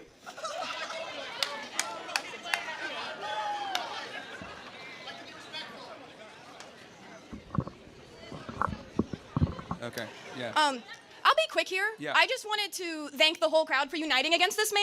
I am proud of our campus. I am proud of us. I was scared seeing these posters, genuinely, because I didn't know who would show up to this event. Thank you so much, everyone. You guys are great. Thank you to all our question people. And I'm not going to thank you. I think you are a weird person. Good one. You know, I think it's interesting that you say that because I think, see, the reality is there's a silent majority that agrees with me. This is why Trump won. Because guys know, right? This is why Trump won. Because the good thing about liberals, right? This is what's good about liberals. Liberals, right, liberals tend to be louder. You right? You guys tend to hit the streets. You guys tend to protest. You guys tend to be loud, which is great. Something I actually applaud you guys for. But nowadays, I think people are waking up slowly but surely, and I think the landslide victory that Trump had proves that a lot more guys are starting to look towards the conservatism and the right wing versus radical left wing beliefs because, you know, it just doesn't serve us to be liberal, and we can see that there. But yeah. Bring it up just a little bit. Can I bring this up just There's a loud minority. What's that, man? Hey, can I bring this up a little bit? Is that okay? Okay. I appreciate it. Yeah. So I don't know. Do you remember me at all? No. Okay. So can I ask a quick synopsis of what you think the prescription is for society today for men? In a short version. What do you think they should do to be successful with women? To be successful with women, Yeah. okay, are we talking about like getting a girl for a long-term relationship, just to get laid? What are we talking about? Well, I think the only reason should be for a long-term relationship and marriage. I mean, as Jesus Christ founded it. But I'm just curious what your prescription is. Well, I've talked about this. I think guys have to have certain things in place, right, before they want to get into a long-term relationship. It's 5 things. So I would say 100K per year, 6 figures a year, 6 months to 1 year of savings, be in good shape, have at least 50 partners, right, sexual body count. All right. And then is that the last one? And then there's one more, but that's fine. You could go ahead and Okay. engage with what I've said so far. So the reason I asked that is I've watched almost every single podcast you ever did for about a year and a half. So much so that I bought into a lot of the things that you said. And for about 2 years, it led me astray and significantly damaged my personal life, including relationships. Here's the thing where I really want young. This is the problem. This is the problem with a lot of social media. Okay, a lot of content, and this is why I've always liked to say the things I'm saying. Listen and process. Right? Listen and process. Don't just obey. That's the problem. That's the problem with a lot of people. You are sheeps. That's the problem. So many people, you are sheep.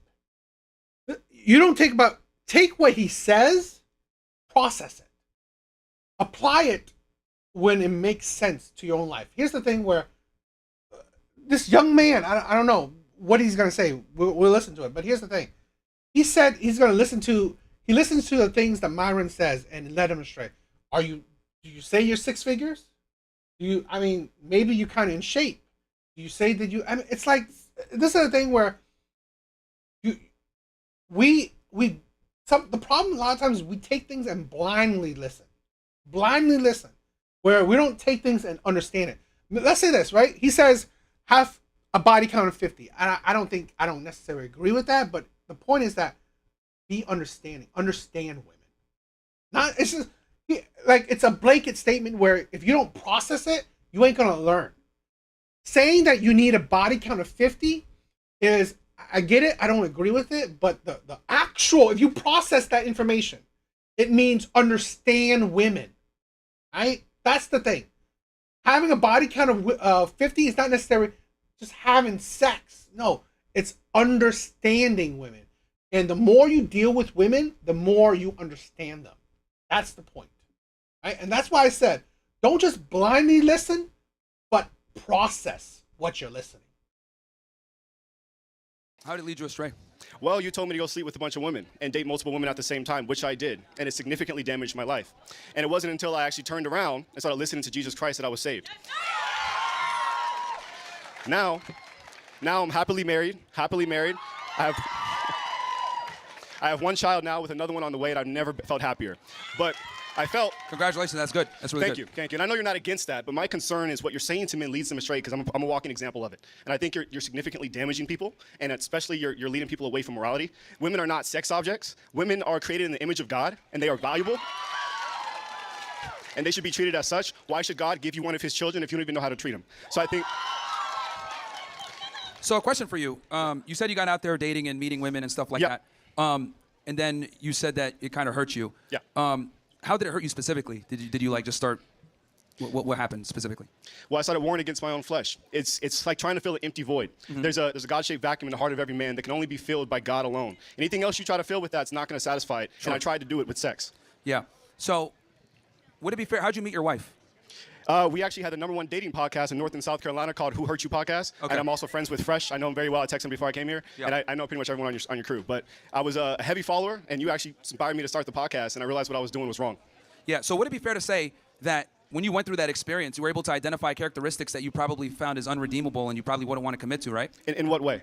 Well, when you were seeing these women, right, you probably started seeing patterns in how they behave, how they speak, or whatever. Maybe they're not qualified to be a wife. Because the thing is, right? Well, I don't need that. I have the Bible for that. It tells me what to look for. Yeah, but the thing is that you were able, and again, you're probably not going to notice it, but when you dated and dealt with all these women, you probably were able to identify characteristics that you were not fond of, or characteristics that would make a woman not a good candidate for a long-term relationship. And I think half the game is figuring out which girls don't qualify for marriage versus which ones that do. And clearly you learned a skill set on how to become attractive and get women, and then you're able to identify the things that you like versus the things that you don't like, and that only comes a lot of times with experience. Now look, if a guy can go ahead and, you know, find a woman as a virgin and be attractive and be able to understand how to navigate that, that's great in modern times. But the reality is a lot of guys don't. And I mean, even in your success story, you had to go through a lot of bad women to be able to identify your current wife as the one. So failures are good. They're good.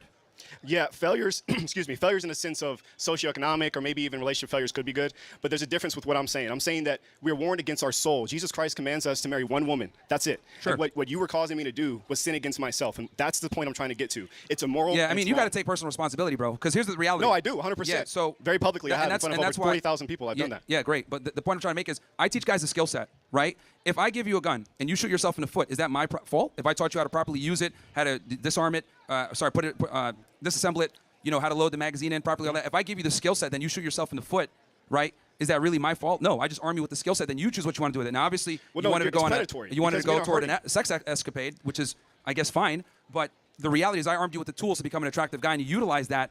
You can't come back and get mad. No, and you say, didn't arm me with that. I became attractive when I followed Jesus. That was it. Oh, okay. Now it's changing the story. No, I'm not changing any story. It's one thing to be attractive in the sense of gaining sexual partners, but it's a completely different thing to be attractive to someone that wants to marry you and spend their life with you and have kids with you. Those are two completely different sexual attractions. If I walk in here looking like Thor, I'm 6'2" and shredded, obviously I'm going to be attractive to women, but it doesn't mean that that's a relationship that produces value for me and my family. And again, everyone is different, right? For you, it took some time, and you found God, and you shifted. But the reality is, I gave you the skill set, and then you choose what you want to do. That's up to you, and you made that decision, not me. I just taught you what to do. Exactly. How to do it. It's on me 100%. I'm not placing blame on you. But what I'm telling you, from someone that listens to you, I'm trying to let you know what happens when you speak to people and tell them to do these things. Here's the other thing, too. Like, now you're operating with 20/20 hindsight. You went through it. You experienced Correct. it. You That's know. true. A lot of guys need to get their hand burned sometimes to figure out how things work. Because, let's be honest, men are very stubborn. Why do they need to do that? If they find a God-fearing woman, they wouldn't do half the stuff you're talking about. Well, they got to... The fuck is... It's like, seriously, wake up, okay? 100% of society isn't going to be religious. Shut the fuck up. I really hate that shit, right? I really, really hate that shit. You can't say, oh, find God after you lived your life. Fuck that shit. Then you should... It's like, this is a thing where at 12, in my early life, I've heard about God. I chose not to do it. It's like, this is a thing where you are a fucking adult, right? You wanted to listen to God?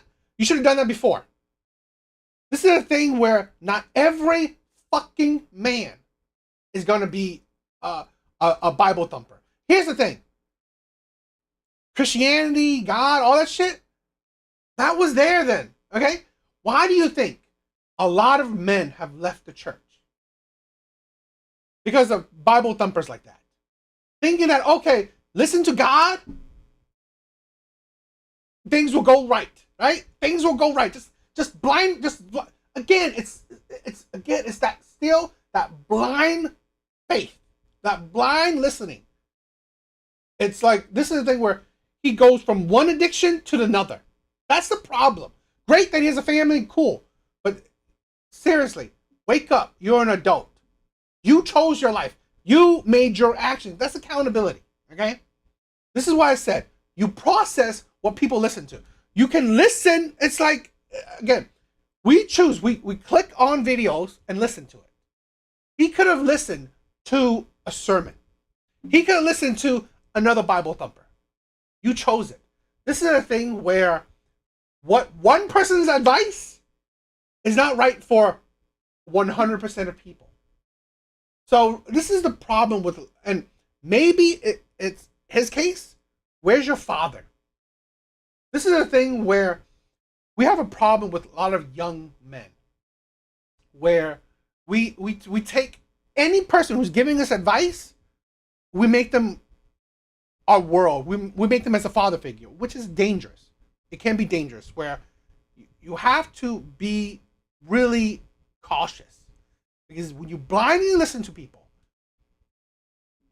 you don't know how to process the information correctly. And you may use that information very, very poorly. This is a man that cannot say, oh, after he's lived his life, you should have done this and that. Because here's the problem. Let's say, hypothetically, he's 30. There's no guarantee that if he listened to Jesus when he was, let's say, 20, he would have gotten the life that he's gotten now. That's the thing. There's no guarantee that he would have met the wife that he met now. That is stupid. To think that, oh, you know what? Oh, I should have listened to this man. I should have, back when I was younger, listened to Jesus instead. I would have the wife I have now. That doesn't fucking make sense. Because the life you lived led you to the path you have now. That's the thing. So you can't say that now with hindsight, where you think, oh, if I listened to him, if I listened to Jesus when I was younger, things would change. This is it's stupid, because a lot of young men have done that. And there's no guarantee that he has found a wife. Young men have found wives. So it's like, again, this is why I don't like Bible thumpers, because they blindly just want to spew anything religious. It's just too much. Thing, finding a God-fearing woman in today's day and age is a lot harder said than done, right? So I did it. Yeah, it's a lot harder. And so did everyone in my whole family. So it's not that hard. Yeah, that's like, is your whole family hundreds of thousands of people? Again, that's anecdotal from your perspective. But again, you learned a skill set, you were able to find a wife, and I'm happy about that. But you got to take a little bit of accountability here and understand that you basically got a loaded gun and shot yourself in the foot. You're trying to blame me for it. No, I'm not blaming you. Like I said, I take accountability. Yeah. There's a big difference there. Okay. But look, nothing against you. Like I said, I've hung out with Fresh 8 or 9 times recently. I love him, and I think your heart is in the right place. But I just wanted to give you from someone that actually listened to what you were saying to do, read your book, and it didn't work. That's all I was trying to do for you. Well, actually, it did. You didn't notice it yet. Okay. You're not going to be able to identify your wife and have been able to find her and figure out what characteristics you like and don't like, right? Unless you went through that. My wisdom came from the Bible, not you. But I appreciate it. Sure. Thank you. Okay. Well, it looks like they're trying to shut us down, guys. Oh, man. Keep going. Okay. All right, who's up next?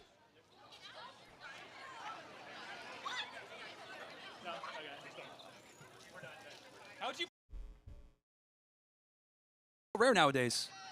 Right, we got white knights on the left-hand side trying to heckle. We got angry feminists. We got lesbians, trannies coming up. It's awesome, man. Yeah. They had a drag show here? Oh, wow. Oh, man. Yeah, when they have the drag show, no one cares, right? They didn't shut that one down. But having a real talk on, societal problems, they're trying to shut it down. So, what's going on, guys? You want to? All right. Yeah. Okay. All right. Who's up next? I guess the show goes on. The show goes on, baby. Wolf of Wall Street. Not fucking leaving.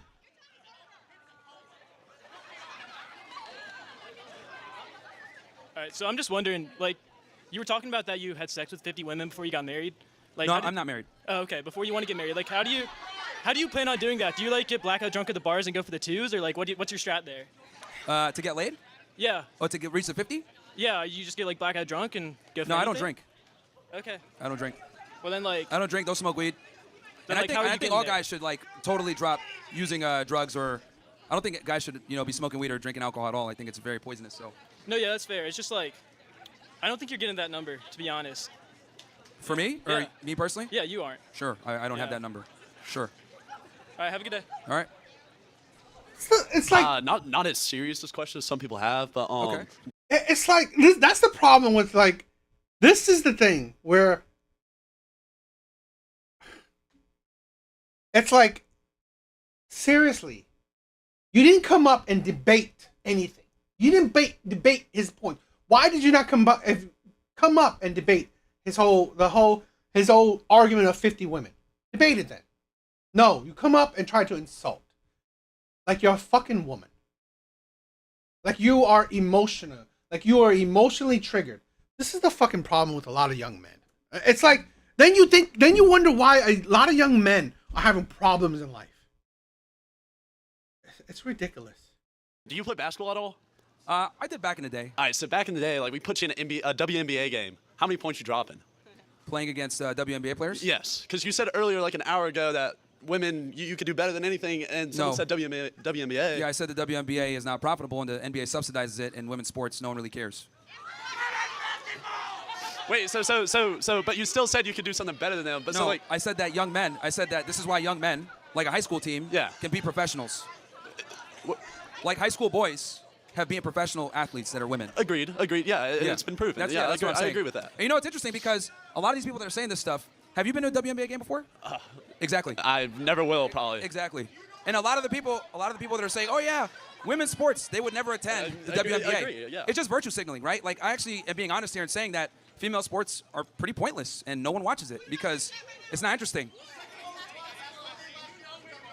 Well, that's only because of Caitlin Clark, but that's only because of one person.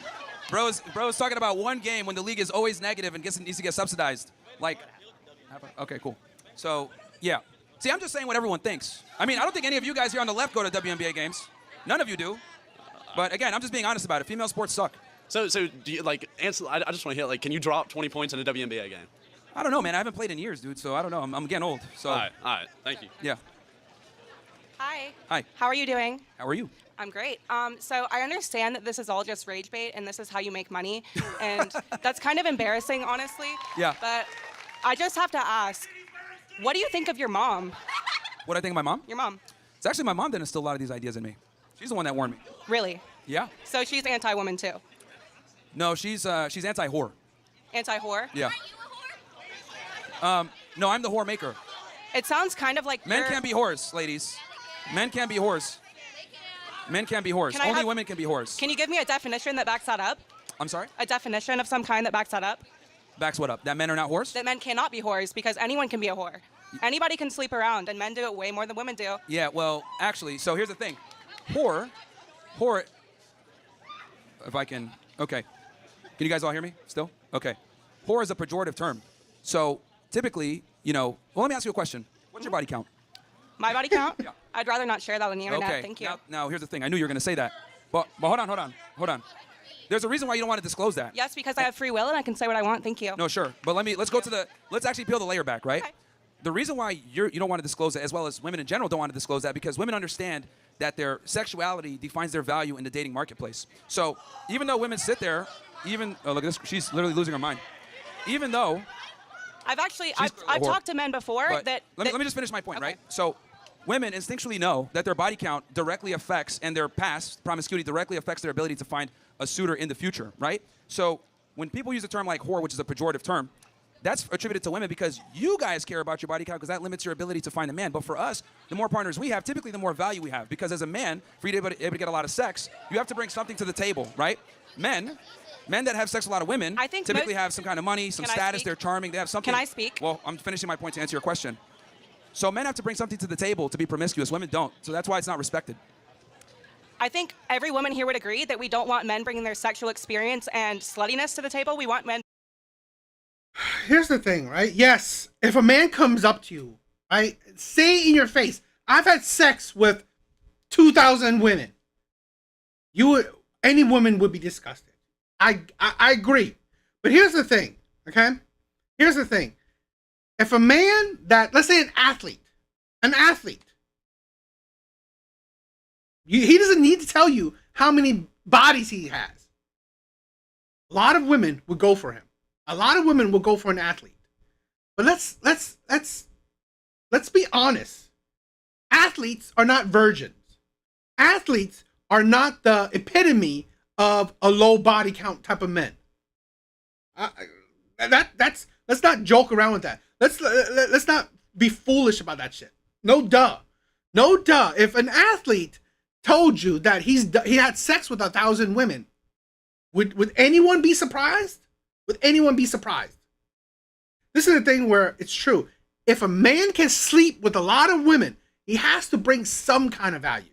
There's got to be some reason why he can sleep with a lot of women, because no man can just be born, right? Just be born and he can sleep with a lot of women. No, he has to be either good looking, charming, wealthy, right? He has to either have one of those traits or all of them. I'm sorry. The reality is that even the ugly women, she can rack up 1,000 bodies with very little effort. Even being ugly. That's the difference. It is not hard. It is not hard. It is not difficult for women to rack up 1,000 bodies. For men, no average man is racking up 1,000 bodies. So it is a difference. Yes, no one is going to a woman's face and saying, no athlete is stupid enough to go to a woman's face and say, oh, I just fucked a woman last night. Or I just ran a train on a woman. I just had sex with 100 women this today alone. No man is going to do that, but let's not be foolish. You can tell that, let's say, alone, men with money. You'd be surprised if a man has 7 figures. He has a high body count. Could you be surprised? Not really.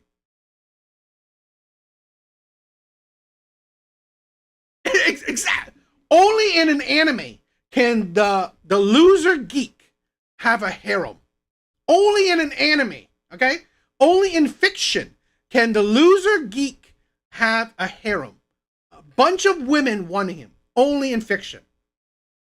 Bringing their kindness, their godliness, their honesty, their communication skills, their education. And by the way, did you know that over half of this campus is women?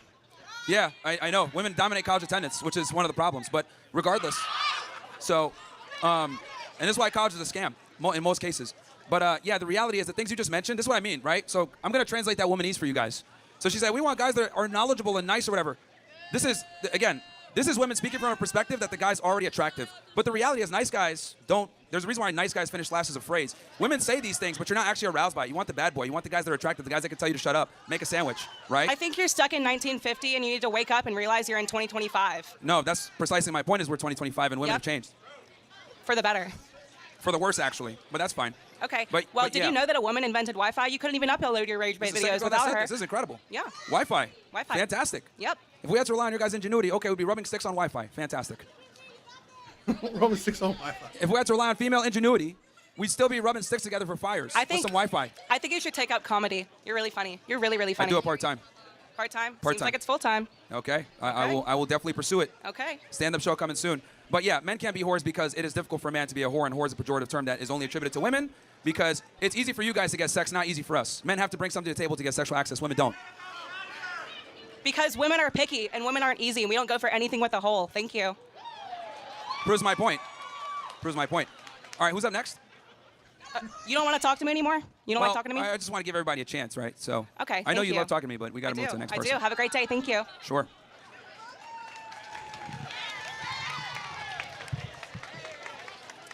And I encourage any of the hecklers here on the left, you guys can go ahead and get in line as well and have a discussion. Because just screaming isn't really going to do anything. Get in a line and back up your worldview. Go ahead. But you're here. So this guy said, we don't want to hear you talk, but he's here. That doesn't make sense. Go ahead. Do you mind if I ask you a little bit of a deviation from the topic? All right. If it's not too far off, but go ahead. I think there's some way that these ideas can be linked. So you famously said that Hitler did things that were morally incorrect. He definitely did a bunch of things that were correct for his country. Can you just like explain what things Hitler did for Nazi Germany that were quote unquote good? Sure. Now that's way off the topic. Well, I mean, you can talk about women in the Nazi movement if you want to. Well, here's the thing. We're here to talk about why women deserve less, but we could. How about this? Let me answer a couple of these questions that are on topic, and then I could definitely do that one. Why don't you? Because I will now? take the conversation somewhere else. Okay, then I can ask a question that's on topic. Sure. And then I'd be happy to engage with you on that because we have limited time. That's why. Sure. Okay. If we're able to stay here till 5 like they originally told us, I'd be totally down to answer that. So, do you believe in free market capitalism? The thing is I'm an American nationalist, and once it starts to impede Americans' ability to get jobs, and we're bringing in H-1B visas or foreigners for work that an American can do, I'm opposed to that. I think we need to focus on America first, America only, and that's what we should be doing. Not necessarily turning the country into like just we want to focus on the economy. I think we have a national pride that we need to adhere to. Okay, I don't understand why you entertained that question, but not the one that came before on what Well, I'm Nazi assuming Germany that's that a was lead up positive. to something with feminism. I'm assuming. I mean, it's possible, but you kind of preempted what I was going to say, so I'm going to give the mic to someone else. Okay. But Well, stick around. I'd be happy to discuss that part. I mean, I got things to do. Could you just like address it right now? Well, here's the thing. We got a lot of people here, and it's a very. I'd have to go into detail and stuff like that. So, but yeah. Okay. I mean. Sure. I mean. That doesn't. Not all women are the same. Well, the reality is most women don't want to be in a relationship with a guy who isn't competent, leadership traits, attractive, tall, good shape, etc. Women want a guy. That's that what has you his want stuff in a together. man. I'm Why sorry? do you keep describing what women want in a man? Like you're just Because it's a fact. It's not biological a fact. You're describing what you want in men. Okay, good one. Yeah, I mean, it's kind of been shown throughout time that, that women have a pretty narrow attraction trigger base of what they like in men. And you have a narrow attraction trigger base too. You just want women with 0 body counts and all that. Okay. That's not what I said. I think you're misrepresenting my position. But yeah. Yeah. Okay. So you like men. Okay. Oh, Good God. one. Seriously. Ad hominems, man. Like, at least, like... Seriously, just like... I can't understand... I can't understand women in these kind of scenarios, right? It is... This is the problem. How can you have productive conversation if you can't resort to insulting people? Where... This is the thing where I've said this before. Change my mind. This is the thing where I believe a lot of people's mindset aren't rock solid. It's not like set in stone. Change it. Change my mind. Say something logical, and maybe I see the logic in it. Maybe I'll see the logic in it, and I'll agree with a woman. This is the problem where I'm seeing it more and more, and this is not a good thing for women. You don't fucking make sense, and all you do is insult. That's it. All you, I can't. This is the thing where I think it's stupid too, because in real life, I've talked to logical women, right? I've talked to women that actually make good logical sense. But why is it that these women that go like that you see is like, where's the logic? All you do is just say a whole lot of crap and insult people. You don't debate shit. You don't have a conversation. You just have an insult fest. Practice it before. I haven't been here the whole time, so I apologize Sure. if this question's been asked before. Sure. When you say women deserve less, is that from you or the majority of men, from the world?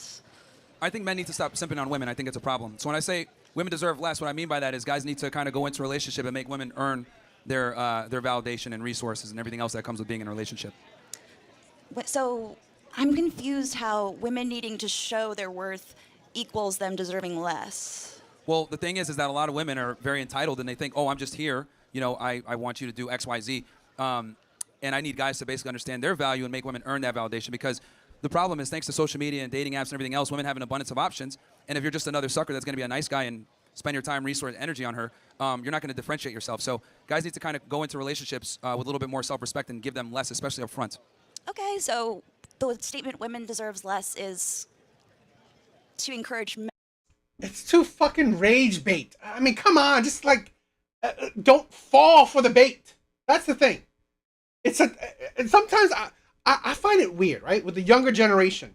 Do you not fucking understand social media? It's clickbait. It's rage bait. And you fall for it easily, right? It's okay that, you know what? Okay, you clicked, right? You clicked. Understand it and then talk about it. Not still stuck on the rage, right? You're still stuck on the clickbait. That's the problem where, do you not understand how social media works? That's how it is. A catchy title. You go into the video, right? That's it. You listen to you see the title, it catches your eye, you go into the video. Now you're watching the video. It's like, why are you still stuck on the title? Why are you still stuck on the title? When you're in the video, how about watch it, understand it, process it? No, you're still stuck on the fucking title. Like, that's to show you how emotional you are. Men to make women believe they also deserve less. Well, I think it's pretty For much instilling. relationships? It's instilling a relationship dynamic where the woman needs to work to get his validation. She's just not going to get it for just existing and having a vagina. So they still deserve good things, but only if they are good themselves. They got to earn it. Yep. Okay. That's what it comes down to. I'm all for men treating women nice and, obviously paying for dates, taking them out, committing to them. I'm all for that, but I think that most women simply don't qualify for that because a lot of women have bad habits. A lot of them are rude, obnoxious, masculine. These are things that guys should be looking out for to avoid. So what qualities? Like these women over here, for example. So what qualities? Like that's not ladylike behavior to like just yell and heckle on the left-hand side. So what qualities in a woman would make her deserve what you would consider? Well, I think that's a good dependent man? upon the man. I think, depending on where the guy is and what he's looking for, I think a woman's job is kind of to adhere to his program and get on what he needs done. Because every guy is different, right? On what preferences they have, maybe with the way that she looks versus what she provides to him. But I think that's based on the guy, and it's the woman's job to figure that out. But do you believe that you should choose your partner as they come, not to change them? I'm sorry? Do you believe that you should choose your partner as they come, not to change them? No, actually, I think you do need to change them to a degree. I think a part of, and the reason why is because, so we live in this guy. Here's my personal thing, okay? Where I disagree. You don't change nobody. This is my point where if you have self-respect, you don't deal with anyone you need to change. You leave. There are millions upon millions of people in this world of the opposite gender. Don't pick someone you need to change. Don't pick a stout feminist that you need to change her into a traditional woman. That's fucking stupid. I'm sorry, I don't agree. Don't change anybody. See them as they are. Recognize it. If you deem it as a red flag, if you deem it that you need to change that person, leave. I swear, because this is the problem where if you are changing somebody, and it's not natural change, like I said, a feminist to a traditionalist, and you were the one who changed her, God forbid, now you're in a relationship, now you're married 10, 20 years, and she snaps like, oh, my feminist mindset is back. Guess what? You just wasted 20 years with this fake-ass traditional woman, and now you're getting divorced because now she's straight feminist now. You tried to change her, right? It didn't last, and now she's going back to who she probably is. Don't do that. This is the thing where I've said this. This is a big world. This is one of the things why I do support Passport Bros. Explore it. If you find a woman here and you need to change her, go somewhere else. Go somewhere else. Stop sticking to your bubble, okay? Your bubble of a world. Us humans don't realize how big the world is. Centric society that's wired women to think a certain way that doesn't adhere to a good relationship dynamic, right? They're taught, pursue a career, have sex with as many men as you want, be sexually liberated, behave like a man, be masculine, be obnoxious, challenge him. These are things that men are not attracted to, but most men are not honest with what they actually are attracted to because they get a lot of hate. As you guys can see right now, right? I'm saying these things that a lot of men think, but, this is quite a bit of heckling here. So there's a reason why men don't speak up about this, because if they speak up about it, they're going to be labeled a misogynist, a sexist, an asshole. And a lot of guys think the way that I do, but they never actually express it out verbally. So, I feel like a better strategy for supporting men to have better standards would be to ask, like, I don't know, not say women deserve less, but give them qualities to look out for. But you're going to inevitably have to give them less to find those qualities, is my point. I thought you said, in the vetting phase, when you're first seeing her, you're going to have to give her less to be able to, say the woman shows up with all these qualities. Say she shows up with feminism and quietness and a pursuit of societally feminine qualities. Like, if she already comes with all these great qualities, does that mean so you mean she she's not a wouldn't deserve feminist? less? So you mean she's not a feminist? She can be a feminist, but also just adhere to more societally feminine roles. Well, the problem with that is that if she's a feminist, that inherently means that she thinks she's equal to the man, and that's problematic. I would say that's not quite the definite. Well, honestly, feminism. Well, let me ask you this: pretty equal. Would it be fair to say that women want a man that's taller than them? Societally, masculine Yeah. standards? Like I would taller- say if they're societally feminine. No. Yeah. Okay. So- would it be fair to say that women want a guy that makes more money than they do? In if general. they're societally traditional. In general, yeah. Would it be fair to say that a woman wants a guy that's stronger than her, that could protect her? If she's also traditional in beliefs. Okay. So the reality is that women are looking for a superior. They're not looking for an inferior. And even the women that are the staunchest of feminists still want a man that's going to make more money than them, still be more competent than them. As a matter of fact, the more of a feminist she is and the more money she makes and the more status she has, the higher her demands actually go. So, women will sit there and say, oh, I want an equal partner. But when you look at her partner, a lot of times he's actually superior to her. So you're saying in order for a woman to deserve something, she must just have these traditional qualities and the man must also have these traditional qualities? Well, here's the thing. Every man is different and looks for certain things. I think the thing is that he's got to kind of come in and understand this is how a lot of modern women are.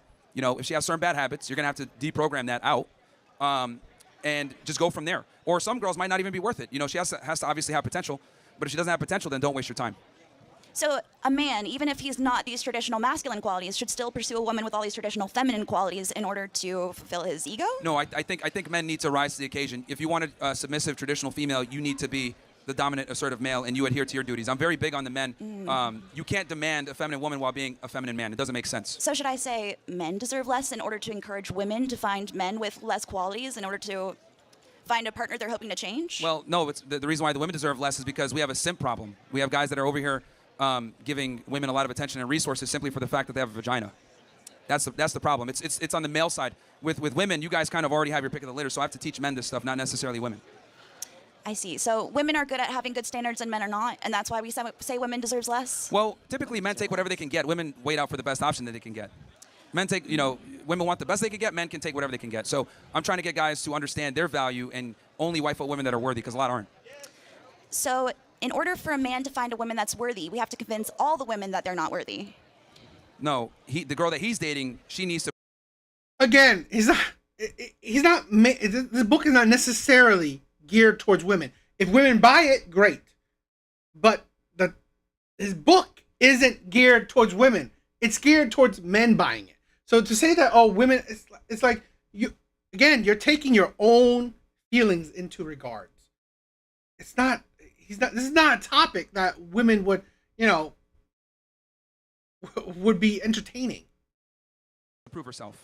Yes, so gotta inherently put her through her believe that paces. she is not worthy on her own and must prove herself. Right? Yes. Just like the man must prove himself to become attractive in the first place.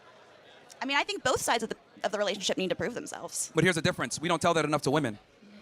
That's the issue. I think it's because we lot tell of women that they're perfect just the way that they are, and that's a lie. We tell men all the time you need to rise to the occasion. We got standards on men, but we don't put standards on women. No matter how rude, crass, obnoxious they are, how fat they are, we don't give them any standards. And I feel like that's mainly because women in society. We don't tell men love your curves. We tell women that. We don't tell women to do the right thing. We do what's right for you. We tell men do the right thing. Women do what's right for you. So we don't really have societal boundaries on females. And if a man does express societal boundaries, who's guiding the societal statements? It's men.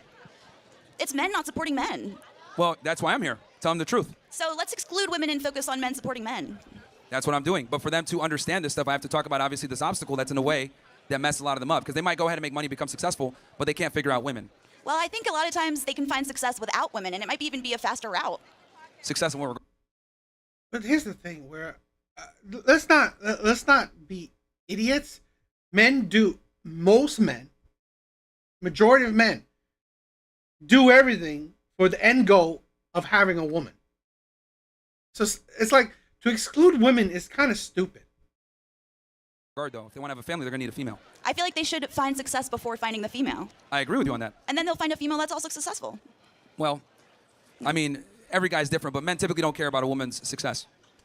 Okay, but successful for you would mean a traditional feminine trait. Yeah. So if he but has it seemed to this- me like you meant to end the way where like academic achievement or monetary because you come. No, okay. well, yeah, I'm sorry. I just meant considering typically don't your care about a version of a woman's- woman's success is that. In general, typically most guys don't care about a woman's ability to create resources. I mean, Men don't care about traditionally, in society. I mean, in general, like guys don't care about how much money a woman makes for her career. I would argue that's more of a society evolutionary thing than biological, but Yeah. Next. Okay. Yeah, we'll keep going. Yeah, we'll see until they kick us out, I guess. Yeah. What's up? Hi, I'm Kenny. Hi. I use all pronouns, of course. Sure. Yeah. You said. I'm sorry. You said you use what I pronoun? use all pronouns. Oh, you use all of them? Yes. Okay, you're a she, right? You could say that. Yes. Okay. Like that's like calling yourself alpha. I think that's very cheesy and tacky. I think you know your reputation precedes you. That's what I think it should be, or how it is. Okay.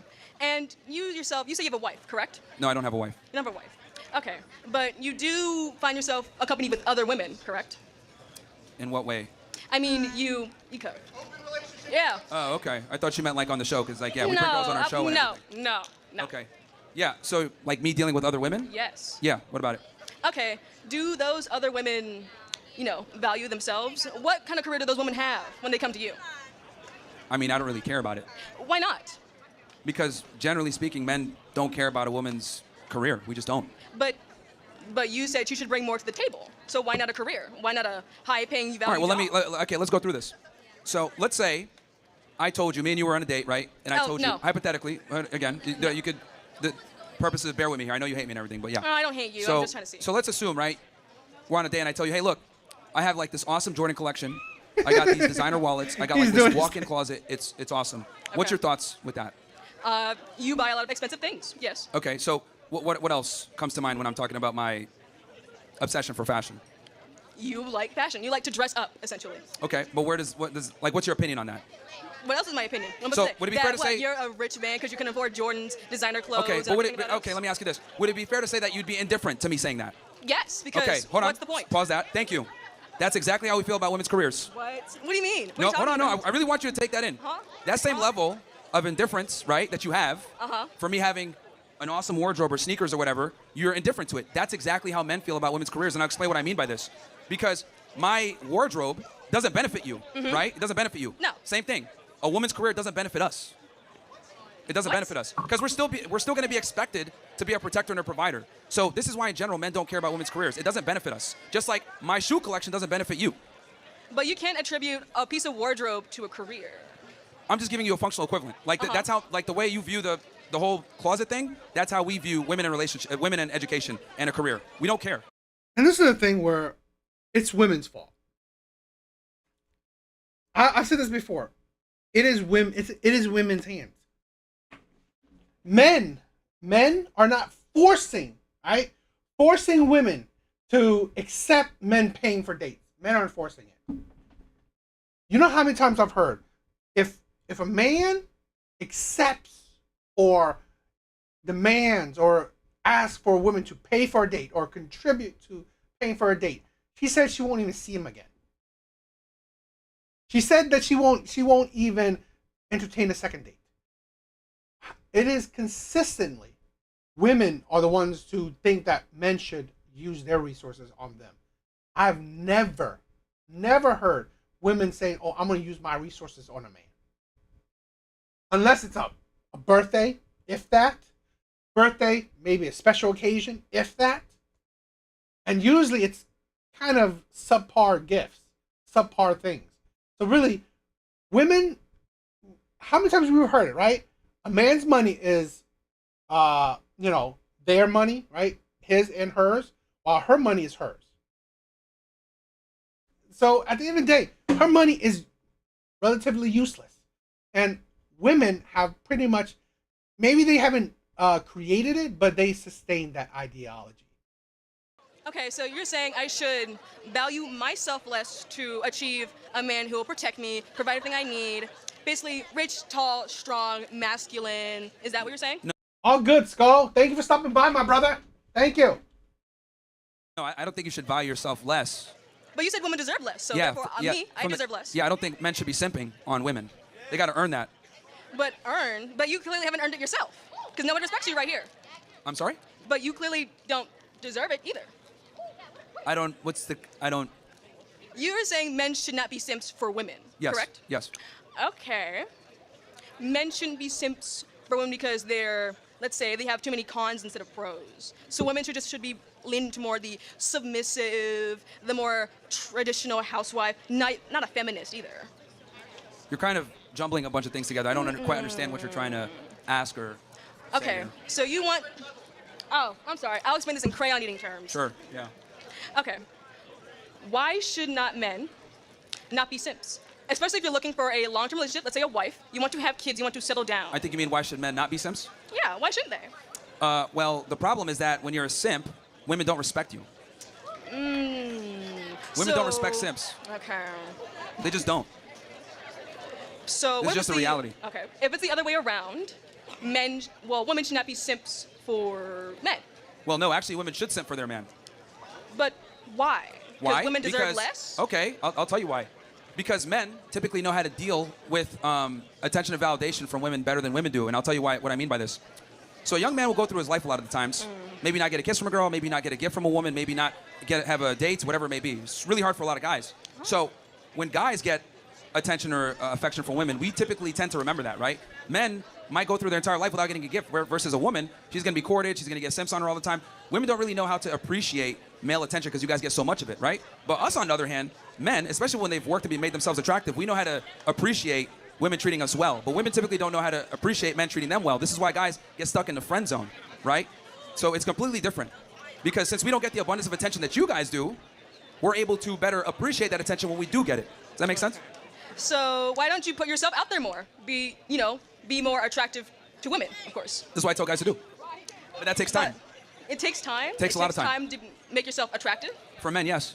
The things that make a man attractive take time to accumulate. Okay. In your own words, what makes a man attractive? A bunch of things. Competency, network, income, title, the ability to be a leader, experience. This is basically the things that men need to have in place to be attractive to a large demographic of females. Okay. What should a man's title be? I'm sorry?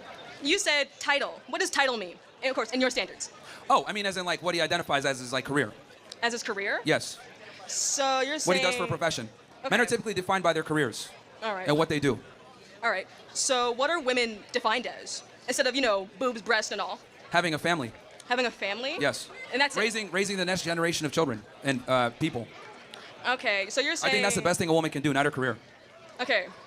So men should not be simp for women. Yep. Not even including their wives? Well, even with your wife, you don't want to be a simp. Obviously, you don't want to be a pushover. I'm saying treat her well, obviously, but you don't want to be a simp either. Because remember, let me define simp for you. Being a simp is basically showing an unreciprocated amount of attention and validation to a female that's not doing the same. So what if she is doing the same?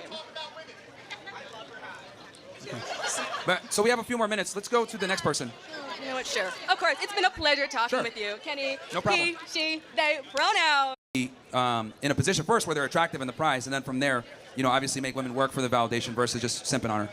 All right, and then most of the time, you've answered these questions, you've said men like this, men do this, but what men are with you? What other men have you met that want the same things as you? You're saying men think that women's careers don't matter. What men are you talking to that think like this?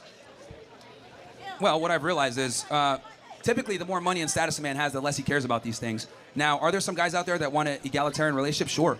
But I would argue that it just simply doesn't work, and we have the data to show that divorce rates are high. We have the lowest marriage rates ever, and it's come because of this whole equality thing. Because on paper, women say they want equality, but it doesn't really work in practice. So, but yeah, I mean, a lot of the guys that I know in my network, they want a woman that's gonna do what she's supposed to do, which is be a homemaker, take care of their children, be submissive, and follow their lead. So when you get a wife, like whenever that is, like what would you want her to do, like as like a career or whatever? You just want her to stay at home while you go and talk to people? Well, like, you know, being an age, she can assist me with certain things, make things happen. So, like, for me, for example, my girl runs my real estate for me, so I don't have to worry about that. She runs my real estate portfolio, so, you know, that's something I don't have to worry about so much. So her doing all that for you, you're saying she deserves less than you? No, that's after a woman has earned that, that changes things. I'm saying up front when you're going through the courting/vetting process. All right, so what does she have to do to, like, earn that for you? Again, every guy's going to have different things, but if you're asking me in particular, you know, be submissive, be pleasant, good cook, not a pain in the ass, assist me with things I got going on day to day. Just be helpful, really. Men don't ask for much, man. I think guys are very simple, and that's really it. All right, so whenever you were talking to one of these other girls, you said, like, you still have a mom, right? Yeah. Well, did you grow up with both parents? Yes. And they brought you into this, you said? Like, they made you think like this? My mom was the one that instilled in me from an early age, because I used to have a liberal mindset, too, when I was in college, thinking, like, oh, yeah, this equal partnership is going to work. And when my mom told me this when I was younger, I thought she was just crazy, but the reality is she was right about a lot of this stuff. Finding a woman that's going to follow your lead and be productive. I gotcha. So she trying to rush you? Yeah, I guess like my conclusion is like, I feel like with a mother and like a girlfriend, like I feel like you can't really say they deserve less or have to earn it. I don't think women have to earn anything. I feel like okay, so just be given to them, huh? Yeah, like we don't really have to we don't owe them anything. Like they're brought into this world for a reason. Like our job is to protect them. Like we don't really have to like. Okay, so you think just simping on them up front is fine? No, simping is not like that's not a thing you have to do to like get a woman's attention. Like okay, put it in this perspective. Like the last girl you talked to. Because you said they don't have to earn anything, right? Yeah, I got you. Yeah. So what is that? That doesn't equate to simping. All right, so if they don't have to earn anything, like they just get your validation, attention, and time and resources. It depends. Just off okay, that? but hear me out. Oh, now it depends. So no, it doesn't depend on that. It depends on like they don't owe you anything to like okay, put it in perspective. Let's say you were a girl, you were a guy, whatever. Do you think like I'm attractive like right now? Like looking at me. What do you think? I mean, you can ask the ladies here. I don't know what they. No, I'm asking you. I'm asking you because you put yourself in a predicament where you were dating the last girl. So do you think I'm attractive? Well, that's kind of. I don't like men, man. So All I'm the right, wrong so person to ask. a couple of the things you said like men have to be. You said men have to be strong. You said men have to have a bunch of money before they get married, before they do all that stuff. Well, they have to have things in place to be attractive to the majority of all women. right, so I can say like I can do a little bit better. Like I can become more attractive. But I have a beautiful girlfriend who like loves me a lot. She's right over there, but like she doesn't like. What How long does you guys she been have to together? earn from me? How long you guys been together? What since 20? Yeah, why does that matter? Well, I think that's. Oh wow, look at this. Okay. Yeah, I mean, I think it's important to see proof of concept. Like, how long you guys been together? 2023. Okay, so for like 2 years, you guys met here in college? Yeah. Well, we're freshmen. We've been since high school. Okay, great. So like, what did she have to really earn from me? Because I'm like in my book, I'm not a whole lot of attractive. I don't got 100K in the bank. Here's the thing where, one, if you can stand the test of time, great. All the more power. This is the thing. Most women are not building with men. Most women are not dating their high school sweetheart. That's the thing. Most, like, stop.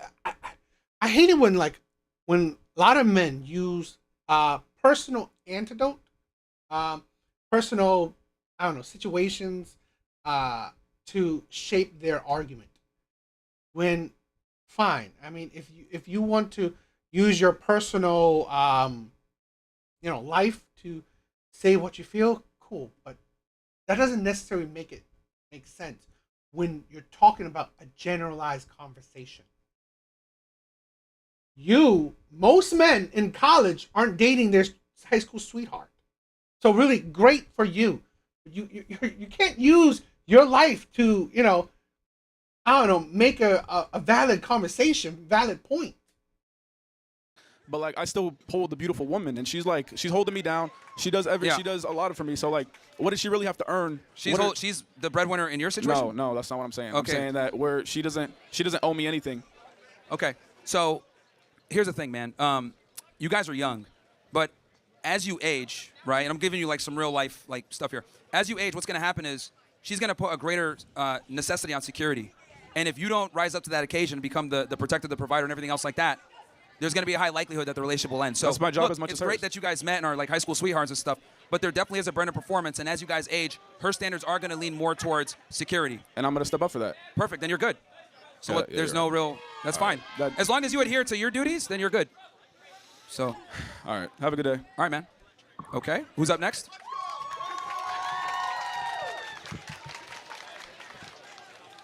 What happened? Oh, What do you guys think? I thought it was fun. I always like a lot of Myron's takes, so I thought it was fun. I thought it was interesting. I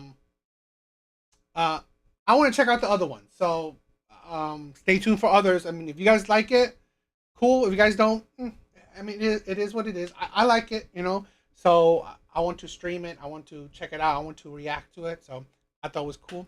But hope if you guys like it, that'd be awesome. But yes, thank you for the support. Thank you for at least stopping by. Thank you for checking out the live. You know, Skull, thank you, my brother. Alvi, thank you for stopping by. Just, you're amazing. Elk was here. Blue Exodus, love you, my brother.